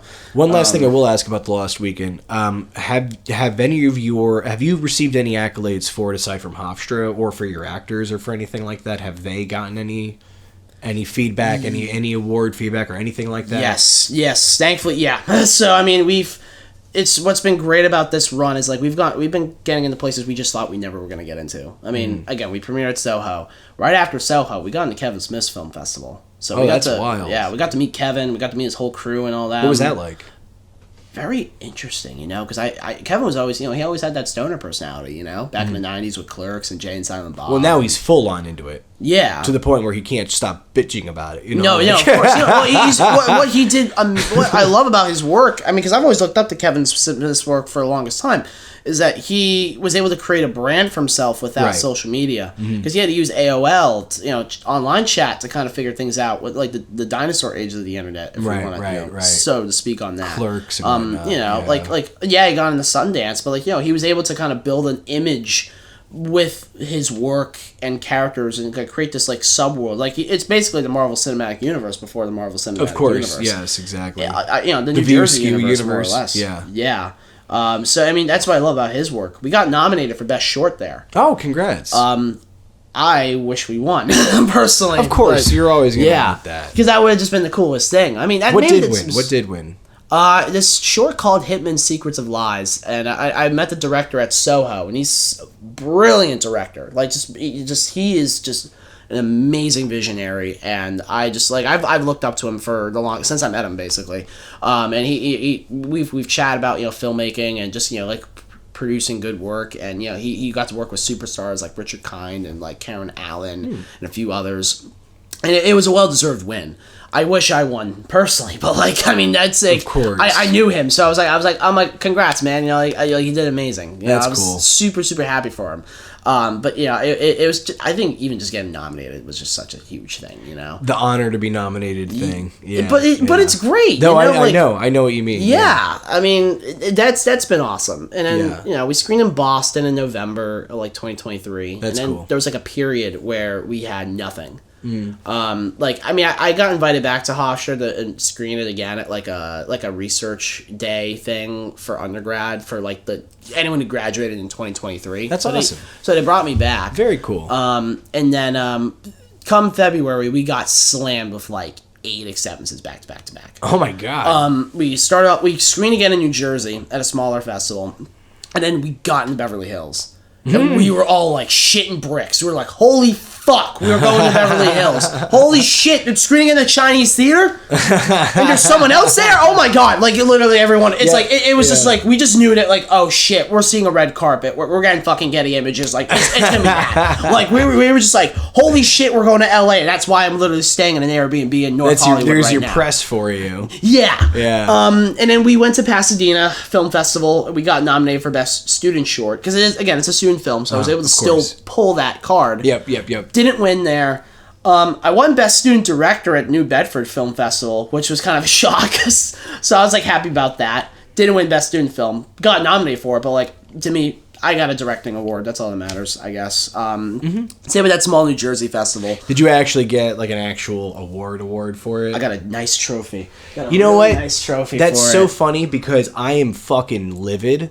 Because I've won awards, and all I have, like, for one festival for Doug was a certificate that they actually sent me a PDF of. Oh, yeah? But, like, the other, like, actual award I have to fucking pay for, which I refuse to fucking do. Jeez. Oh, it's bullshit, absolute fucking dude. bullshit. And this was That because, is straight up bullshit. And this is because we had won the award during fucking COVID, and the trophy place was closed. And I'm like, go fuck your mother. Close my ass. I said, go fuck your mother. I'm not paying for shit. It was like this. Like, no. It was like Like, this trophy. Oh, wow. Yeah. That is fucking rad. Yeah, man. I like the snowball thing looking too. No, wow. I know. I posted a picture See, in it. that is cool, man. I posted a picture of it where I did like the whole like Michael Jordan air thing, where I had the trophy up in my hand and like my head like leg up in the other. Dude, I'm proud of you, man. Yeah. That's awesome, dude. That was a cool experience. Congrats, man. And it only gets better from there, you know? So like Yeah.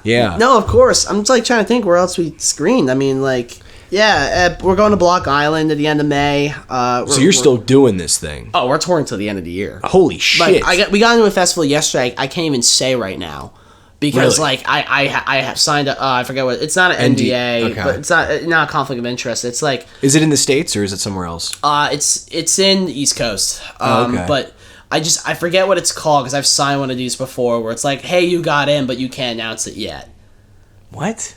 It's a thing. It's a thing. It's so weird. Yeah, no, it's a thing. Where like because they don't want to, you know, they're either like do rolling acceptances and they have to wait till like the deadline comes in to like announce everything. Right, sure. Or to build the schedule, like some people do. I just forget what the term is called. I mean, at least it's being shown. Oh yeah, That's more than anyone could say for other things. You Yeah. know what I mean? So yeah, you're doing it right, man. Oh, of course. I mean, that's like the big thing. Look, get your shit seen. Like, if there's something I'm gonna pass on to people listening to this is like, look, like if you're a filmmaker, like make shit. Like, you know, direct your own stuff. Like, you're a director if you make your own stuff. If you want to be a producer, literally go find people that you know and like help like make their films for them. Like whether that be, you know, providing resources financially, a network that you might have. Oh, I'm gonna get the cameras. Okay, look, you just helped produce the film. Like you provided something for the filmmaker to make your movie. Are you planning on doing any YouTube releases once you're done with all the touring?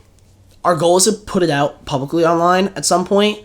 We're also trying to use it as our pitch material for our feature. That's cool. Yeah, So of course. that's kind of like the goal is that we're gonna be using it as public work for our pitch material. So. And I'm assuming you're working with everybody after this. Oh yeah, for sure. Yeah. Did they work on Die Peel or no?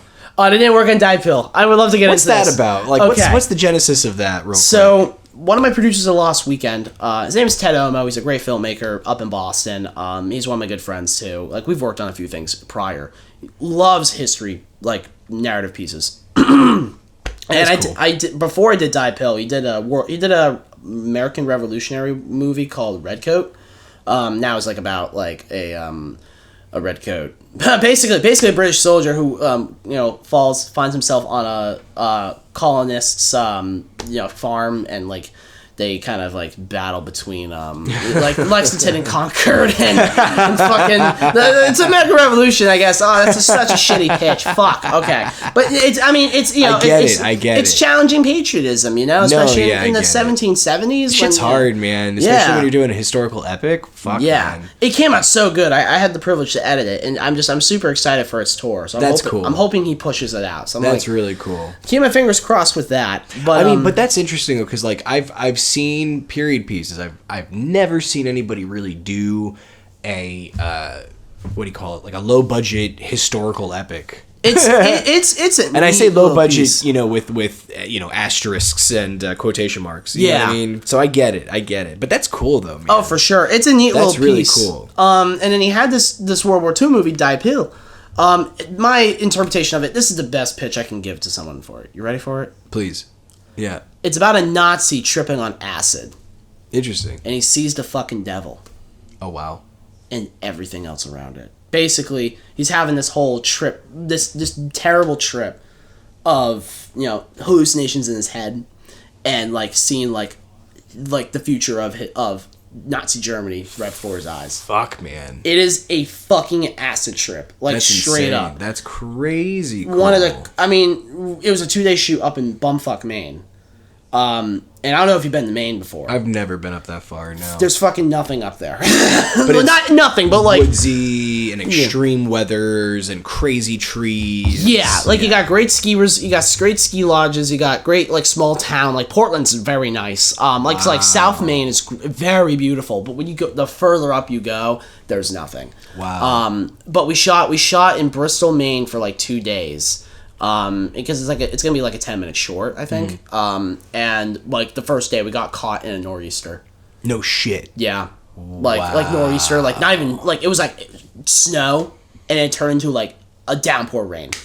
We got hit with that. But we were like, we can't cancel the shoot, we just gotta keep going.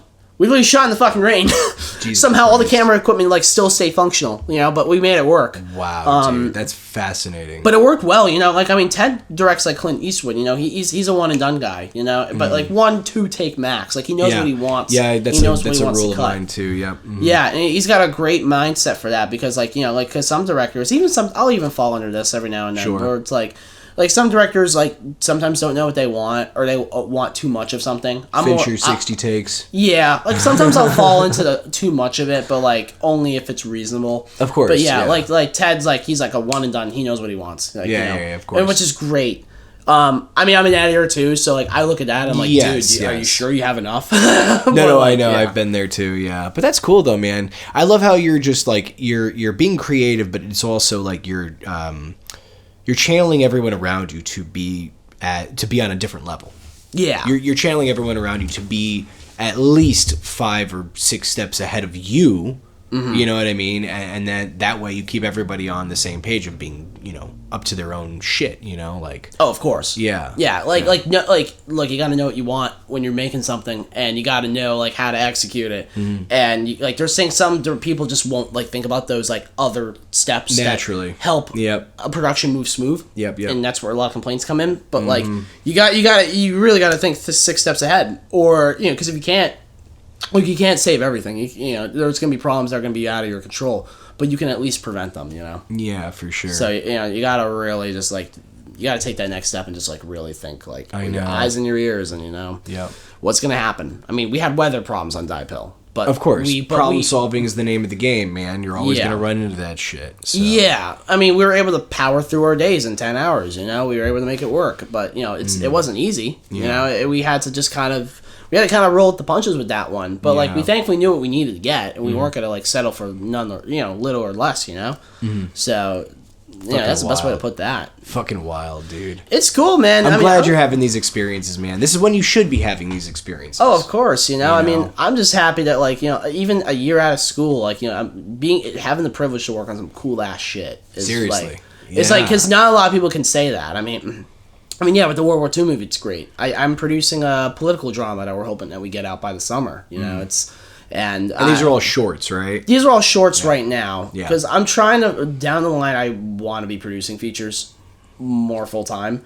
I wouldn't stress about it. You know, the run times are changing. Oh, yeah, no, exactly. Everything's changing. I think learning from my experiences from last weekend, I learned a couple things. I mean, the first thing is clear, the more clear answer to anyone is get your shit seen. Like, submit to festivals, attend the festivals, and network at the festivals. Right. Meet people who are there, seeing your work, and see other people's work, and build those relationships. Relationships go a long way.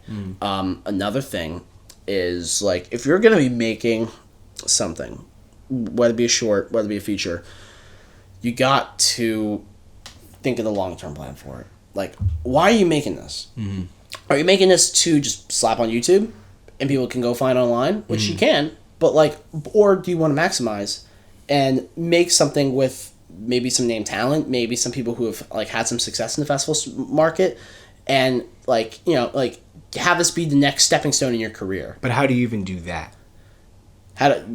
Oh fuck! You know what I'm saying? Like, because there's that like, whole like, I mean, it's a paradoxical thing, right? Yeah. It's like you got to get the name talent, but how do you get the name talent? You got to get the quality projects? How do you get the quality projects? How do you get the new talent? You know what I mean? Right, it's right, this right, whole right. thing where it's just like, it does, at a certain point, you know, for better or for worse, it doesn't really make any sense. Yeah. But yeah, you're doing the due diligence of putting your best foot forward and being like, no, I'm making this. You got to put yourself out there. I'm doing this. That's what you yeah. gotta do. You gotta put And yourself some out there. people, and some people who are name talent, well, you know, they're down to clown for a day or two. Oh, for sure. You know, Yeah. if you pay them the right amount. No, of course. Like But then, actors- you know, the budget's another thing, you know. I mean, look, actors aren't really as scary as people like make them up to be. I mean, yeah, they can be, but like you know, Right. they're also in their own headspace when it comes to, you know. Yeah, it's how level-headed you are as the creator.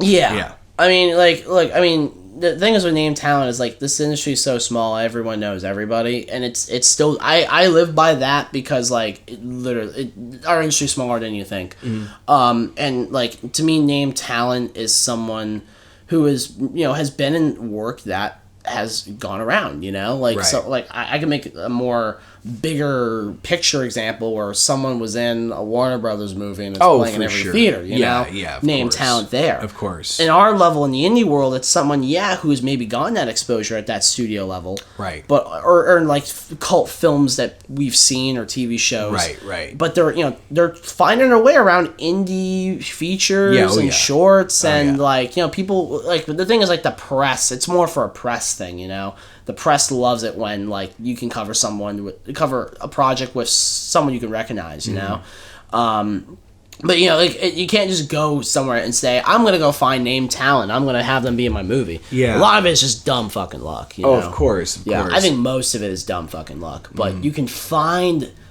people who have power in the business, whether it be actors, producers, directors, at networking events for film, film festivals, which I've been kind of repeating this entire time. No, it's Like- I mean, but you know what though? I can't help but do the same thing. You know, it's getting to the point where I'm like, I don't even know what I'm talking about half the time. Yeah. Because I mean, really, it's like a lot of it. You just have to kind of just do it. No, yeah. And you'd be surprised with how many people don't know what the fuck is happening. Yeah. Oh yeah, with anything. You turn down projects because they want to compete with the style of what you want to achieve or the budget or things like that. You know what I mean? And it's just like the real world aspect is not as interesting Right. as what we put in our heads. Yeah, of for the course. moment. You know what I mean? No, yeah. That's why I'm always like, just live for now, man.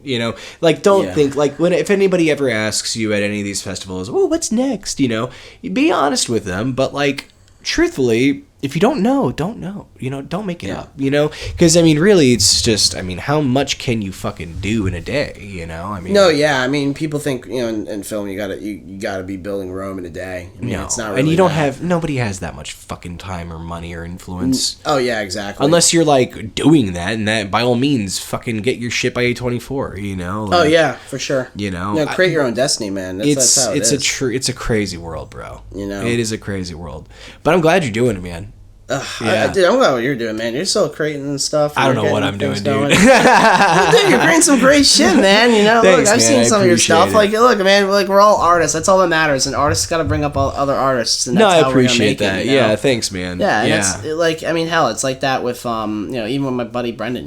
Like he's an actor. He's one of my best friends, and Right. I have to, I bring him up in everything he does, and he does the same thing for me. Yeah, exactly. Like, we've met people who like don't have our best interest right now. That's what I'm saying. Yes. Yeah. Yes. No, and you're gonna constantly run into people, especially out here. You're gonna constantly run into people like that. But really? Okay. Oh, for sure, bro. For sure. But like for me personally, though, I have nowhere else to go. Like this is it. Yeah. Like I'm going to literally live and die in LA. That's my goal. I don't give a fuck. Great final I destination. don't give a I'll tell you fuck if that. anybody thinks it's crazy. That's my goal. You know what I mean? Yeah. Just to do as much as I fucking can out here to the point where it just destroys me if I can't, Right. But like that's the thing is that I don't have a family.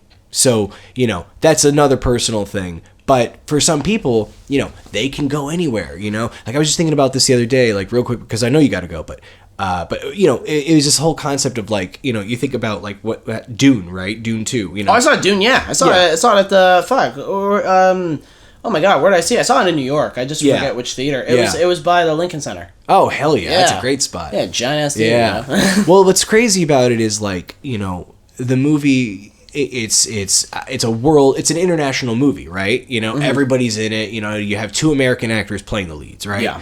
But then you got like this French girl, and then you got this Swedish chick, and then you got this other, you know, British person, and then you got a bunch of random ass people. One guy's from Spain, you know, one guy's from fucking, you know, I don't even know, Central America maybe, but they're from all over the goddamn place, and they meet in Tunisia. You know what I mean? And they actually make this fucking movie in the middle of the goddamn desert, you know, and they have a great fucking time, and it becomes a huge hit.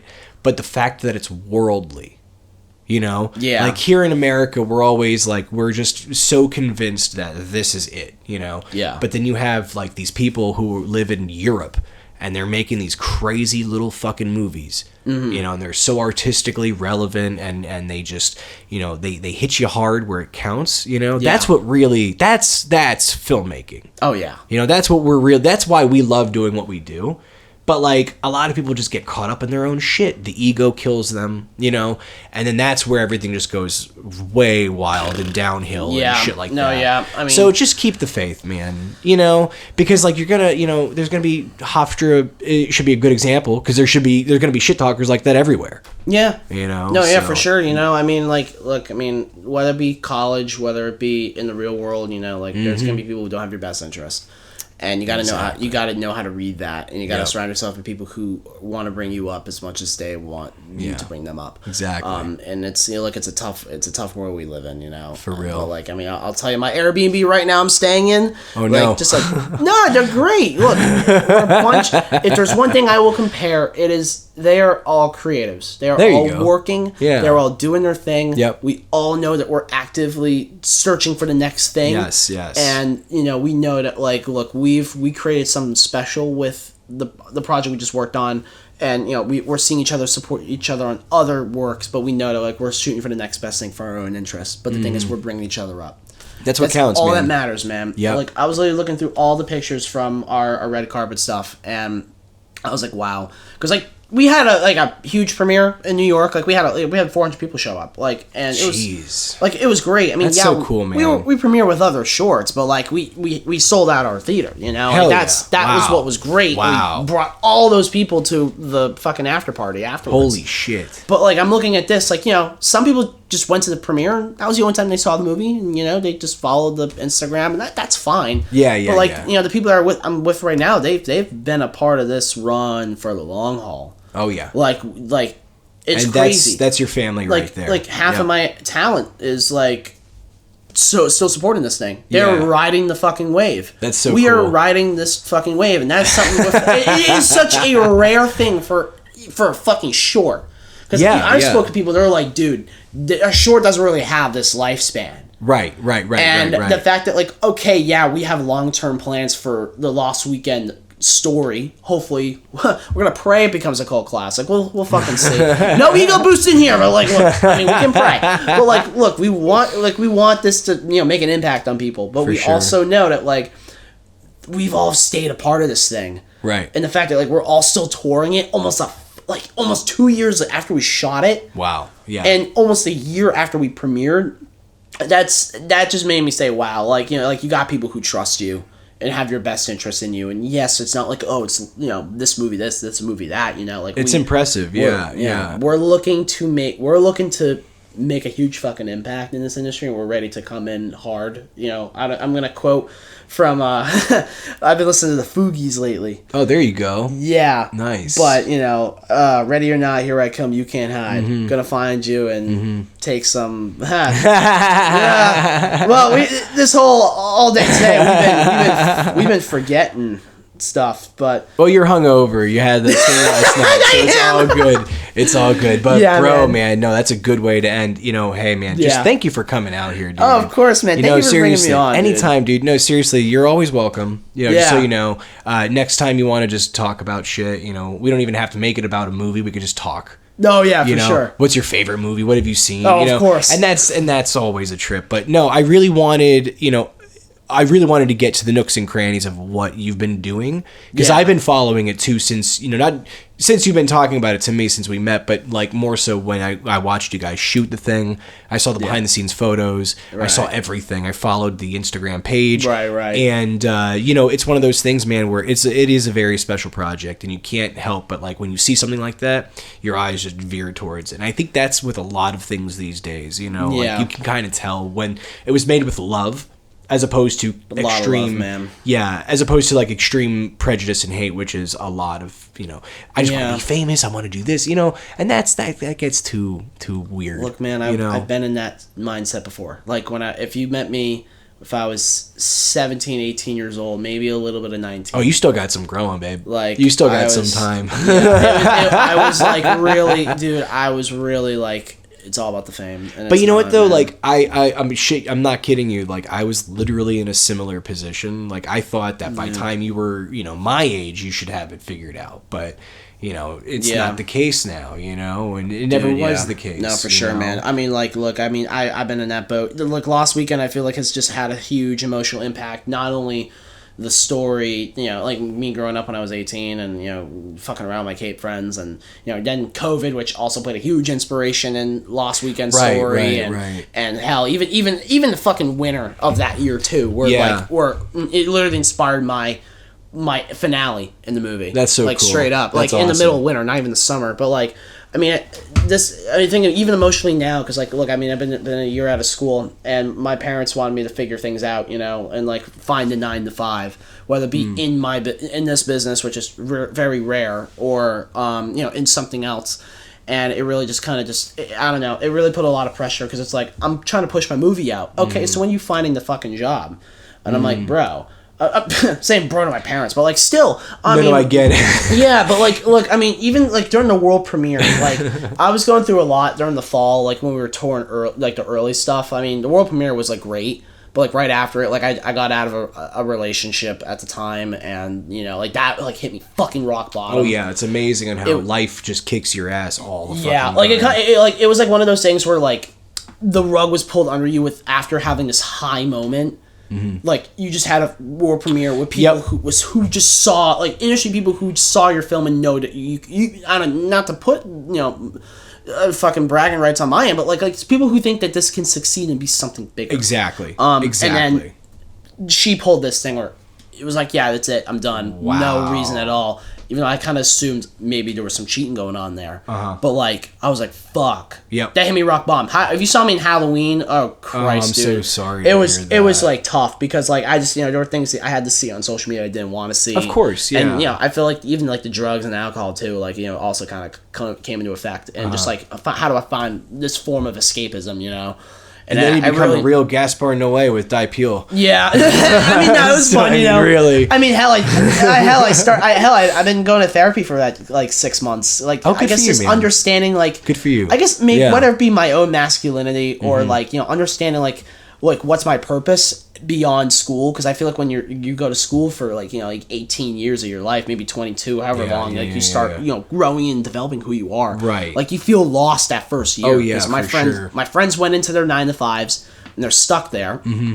Some people got work, left work, switched out. My roommates, they just switched jobs. They're searching for the next thing. Jesus But I spent a whole year touring my film, doing freelance, making whatever bullshit money I can make on the side too. Right. But publicly advertising, look, I'm a filmmaker and I'm making moves. Right. But like at the same time, I'm also like struggling myself, like financially and like socially. Because welcome to the club, brother. Man. Because I'm like, welcome to the club. I'm like, shit, man. Like this is just tough. But like, I feel like this is now the first time since September. I feel like I've been able to kind of figure it out right now. For now, but like. No, it's good, man. I feel like I feel like this therapy thing I've been doing for 6 months has just been like a huge like boost in like confidence again, because I feel like confidence like went down for a bit and I just needed. I'm so glad you said that. I'm so glad you said that, because and you look great.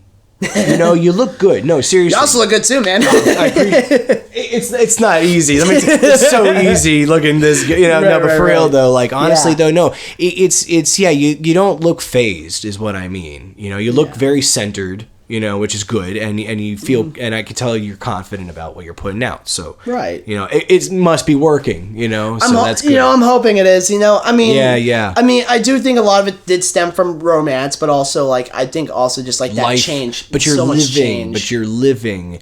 And you know what they say about making movies? You know, you gotta live first. You know, you gotta have that life. Dude, trust me, and don't feel too bad about the 9-to-5 shit, because, you know, if I had my way too, I would be, you know, that's the thing too. Yeah. Hindsight's always 20/20, not the year, but you know what I'm saying. No, yeah. Hindsight is always just now. Like, what's perfect, geez, you know? yeah. But you know, hey man, you live and learn. So. No, of course. I mean, I feel like Oh, don't worry about that. That's that fucking camera. Oh. Don't worry about that. Yeah, okay. We're now on one camera now, so it's fine. It's fine. I feel like I've been able to figure out, like, I mean, yeah, I did 9-to-5 more or less. It's bullshit. It's bullshit. I thankfully was able to find mine in film again, so I feel very happy. I'm just hoping I stay on my full run for it, and that's my job in Brooklyn now. Is I'm working in an office. I figured as much. Yeah. So good for you, man. That's awesome. Literally, someone I met at Soho, who I kept in touch with, he was in the Producers Guild. He's one of my good friends. Wow, Literally, he's such a mentor. He literally said, "Go take work off to come out here." Producers Guild, huh? And I'm like, fuck, man. But like, I kept in touch with him. Like, we had a great conversation. Like, cause he came to my screening and we just clicked like that. Mm-hmm. And then we met up for the holidays at like a networking event. I met one of his good friends that he's been mentoring for so long, and then and then we just went bar hopping every now and then. Like, oh, cool. Yeah, I mean, granted, they're like 10, 20 years older than me, but like hey man, you're doing it. Look, man, like we got to just hang out, and then like he gave me a call and he was like, "What are you doing for 6 months?" I was waiting for that call for a while. Wow. Good for you, man. And now I'm like, shit, now I gotta make, and now I'm seeing a work side of him. And then he's a great, he's just a great like mentor, great boss, great friend. You know, I'm really just trying to work my ass off for them and you know, stay on the full run, you know. So fuck yeah, dude. Really hoping that, you know, things work out for that. I'm so happy for you, man. Hey, well that's fucking great, dude. Sounds like you got your fucking thing figured out for now. So. For now. But now we're gonna figure out where the fucking romance goes. So, well, you know, hey man, if anything, it's a subject for your next movie. So, you know, I've been wanting to do something being lost in your 20s for a little bit. I mean, I have a couple things I want to do. I mean, I have a documentary I've been kind of working on for the last year. Cool. On my late uncle because he served in Delta Force. Oh wow. And like I also spent time with him on the Cape. But nice. I didn't really. I like how you say that on the Cape. So so East Coast to me. So nonchalant, you know. Yeah. No, I mean that's fucking cool though, man. I mean I when he passed away, I didn't really know anything about his service. Oh, like, we all found out when he died. Oh, damn. Like he kept it all in. Damn. So the last year, I started in a documentary class. I opened up the book and I've been doing an investigation on his whole life. Wow. Dude, I found shit I was not even supposed to find. Like, wow. Yeah. I mean, I have all his like awards and stuff with the government, his Medal of Honors. But like, I found out he snuck in like a videotape when he was in fucking Yemen, like jumping out of planes and shit. And like living his fucking best life during the Gulf War. Insanity. Like literally going through some crazy stuff. And I was like, fuck, this is sick. Wow. Damn, dude. Yeah. So that's been ongoing right now. I'm hoping I can get it going before like, because he passed away 3 years ago. So I'm just making sure it doesn't hit like the 10-year mark and yeah.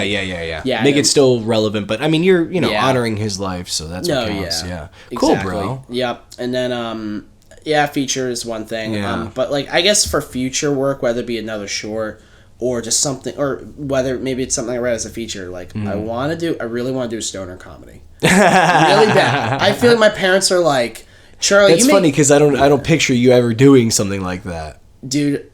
When I discovered weed last year, a year and a half ago, there was no going back, man.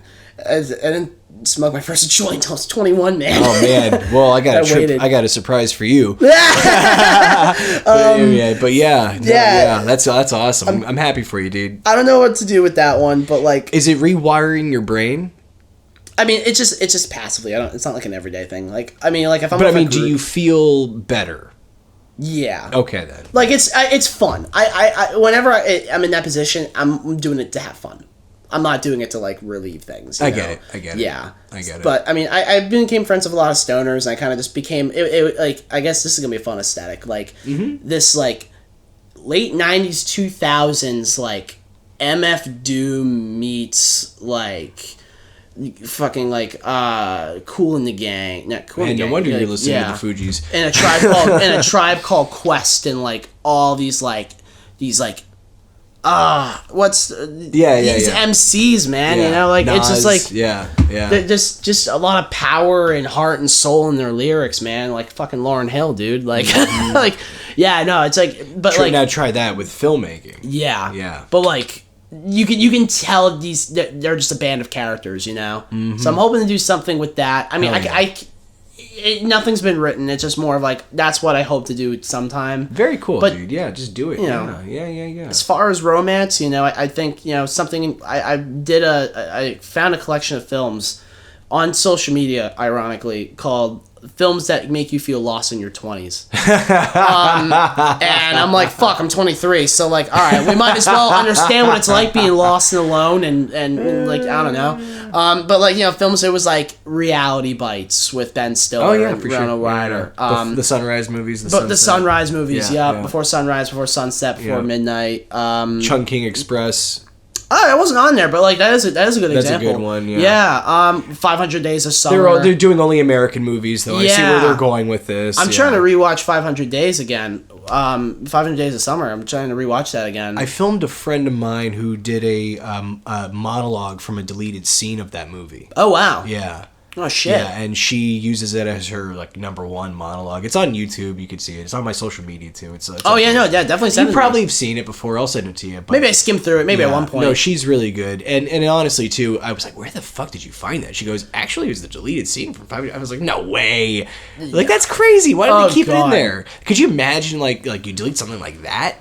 Yeah. Give me a fucking break. That shit was crazy. Oh, for sure. And you talk about existentialism. I mean, Jesus Christ, like that kind of stuff that'll rip you out and then throw it on the goddamn ground. Like, absolutely. I mean, it's pretty powerful. Fuck, man. I mean, I think maybe I was also like watching films that were like kind of like basing off this like 6-month period where it felt like a lost weekend again. Like, but like in isolation, I get that. Like, get like all this change, getting out of a relationship. Like, it wasn't like, this relationship I was in was like more like a couple months. Like, I mean, I was in a 2-year relationship in college. I'm still friends with her, but like, she's one of my good friends, But this person was like someone I just met, and like we dated for a bit, but then like it just ended, It kind of reminded me of that. It reminded me of like, oh fuck. Sometimes relationships can be manipulative, but also like, I'm also seeing like this whole 9 to 5 like dream like what if like male fantasy shit. I mean like. I don't know, but like I've been trying to rewatch that one again. That and Eternal Sunshine. Oh, of course. Yeah. Oh man, that one's rough. Someone who I met, some girl I met at BU. She was out here in LA for a little bit. Super sweet. She recommended me Adventureland. Oh yeah, I haven't gotten a chance to see it. Yeah, it's a good one. I'm really happy I got a chance to see it. That's one where the marketing doesn't really do that movie justice. No, yeah, exactly. Yeah, but it's same stuff. Same stuff. Like post grad, working at an amusement park. Yeah. Like trying to find his way back to New York, but like you're in this amusement park of people who literally come and go. Yeah, if I had it my way, dude, like, honestly, I would go back in time to, like, 2015, 2016, and just warn myself, be like, hey, listen, like, stick with theater, stick with acting, because eventually you'll go SAG, but, like, you'll go SAG a lot faster, and you might actually not hate it if you just stick with it, you know what I mean? But then I went this film school route, which meant I had to get a job in restaurants, because that's what everybody just did, It could be the same thing. So it's it could be the same thing in front of the camera, depending on your situation. No, absolutely. Yeah. But you'd have more. But knowing me, I would probably have more fun in front of the camera. You know what I mean? And that being said, too, there would have been a different path and everything like that too. But you could spend your life killing yourself over that shit. Really, what only matters is the here and now, and that's that. Yeah, exactly. And the here and now is. We've been having an amazing conversation about this whole thing for, the whole time we've been doing it. Yeah. And, it's just fascinating to me on how you're always growing as an artist. Yeah. And just keep fucking pushing that boundary, dude. Because you're putting good work out now. It's just going to get better, That's what we're doing. So eventually you'll make that feature. That's my next goal. Eventually you will, I am personally not going to make a short until the first feature's out. Jesus Christ. That's a commitment. Are you ready for that? I am ready for that because like, not even a music video, nothing to get your feet wet. Look, I'll make music videos. I'll help out with other people's films, like producing. Oh, for sure. You'll see me. You will still see me work on short. You yourself won't be putting out a Charlie Norton, a Norty project for quite a minute. Yeah, that's my goal. I think because I kind of said to myself on this, like, The Lost Weekend was such an ambitious project. No, that's interesting. Yeah, and even like Graffiti, like those were two ambitious shorts where they've been able to kind of help me find myself in this chair right now. Yeah, for sure. And in Lost Weekend's run, I think it's gonna tour until the end of the year, and we're basically getting 18 months of this. Damn. It's not like we got into one festival in one or two places, and then 3 months later we get into like 3 places, and then we don't hear anything for a year later. It's like, oh, we got into another place again.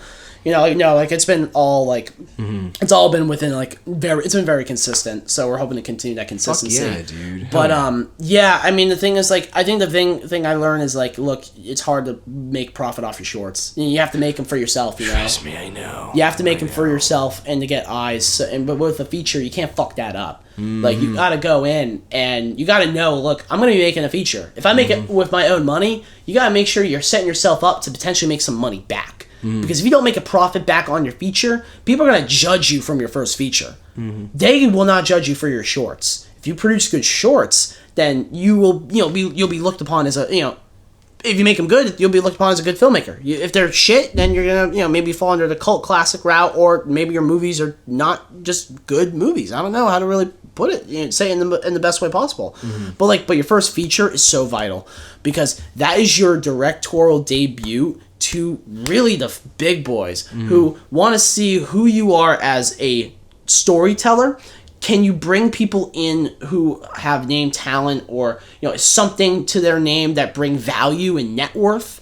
And can you gravitate an audience to go into a theater and sit down for 90 minutes and watch your fucking movie? Right. Or sit down episodically 30 minutes at a time, even the fucking weekends if they're doing nothing, to sit down and watch your characters interact.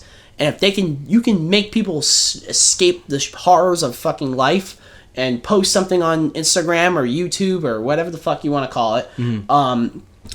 You're ahead of the game at that point. Yeah. I don't know if you've seen those fan accounts of shows and movies. If you got people making shit about that, dude, you're set. And what's the problem with social media is that it's so fucking oversaturated.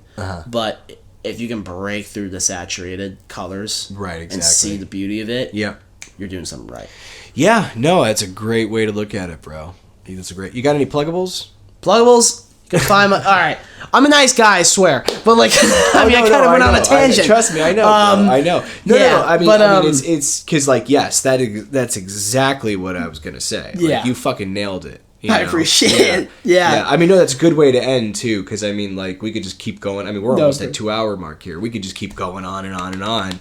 It's going to be a 24-hour podcast. That's what I swear to God, it really will be one of these days. Of course. You can find my socials at on Instagram. You can add me at _Charlie Norton. That's my main page. And then you can also find my professional work on www.flyingcard, as in playing card, productions.com. And then for those who are interested in seeing The Lost Weekend, we'll be screening throughout the year across the U.S. We're hoping to tour internationally at some point. But you can follow our work and see if there's any upcoming screenings at The Lost Weekend Film on Instagram. There you go. If anyone has any questions or hell, if they want to fucking see it, literally just email me. Yeah. Seriously, it's not that deep. You're very reachable. You're very approachable. I'm pretty reachable. Yeah. We can solve this problem for sure. Yeah. Well, dude, hey man, Charlie, always a pleasure, brother. It was great seeing you, man. It was great seeing you too, man. I'm super excited. So thank you for having me on. Oh no, a pleasure's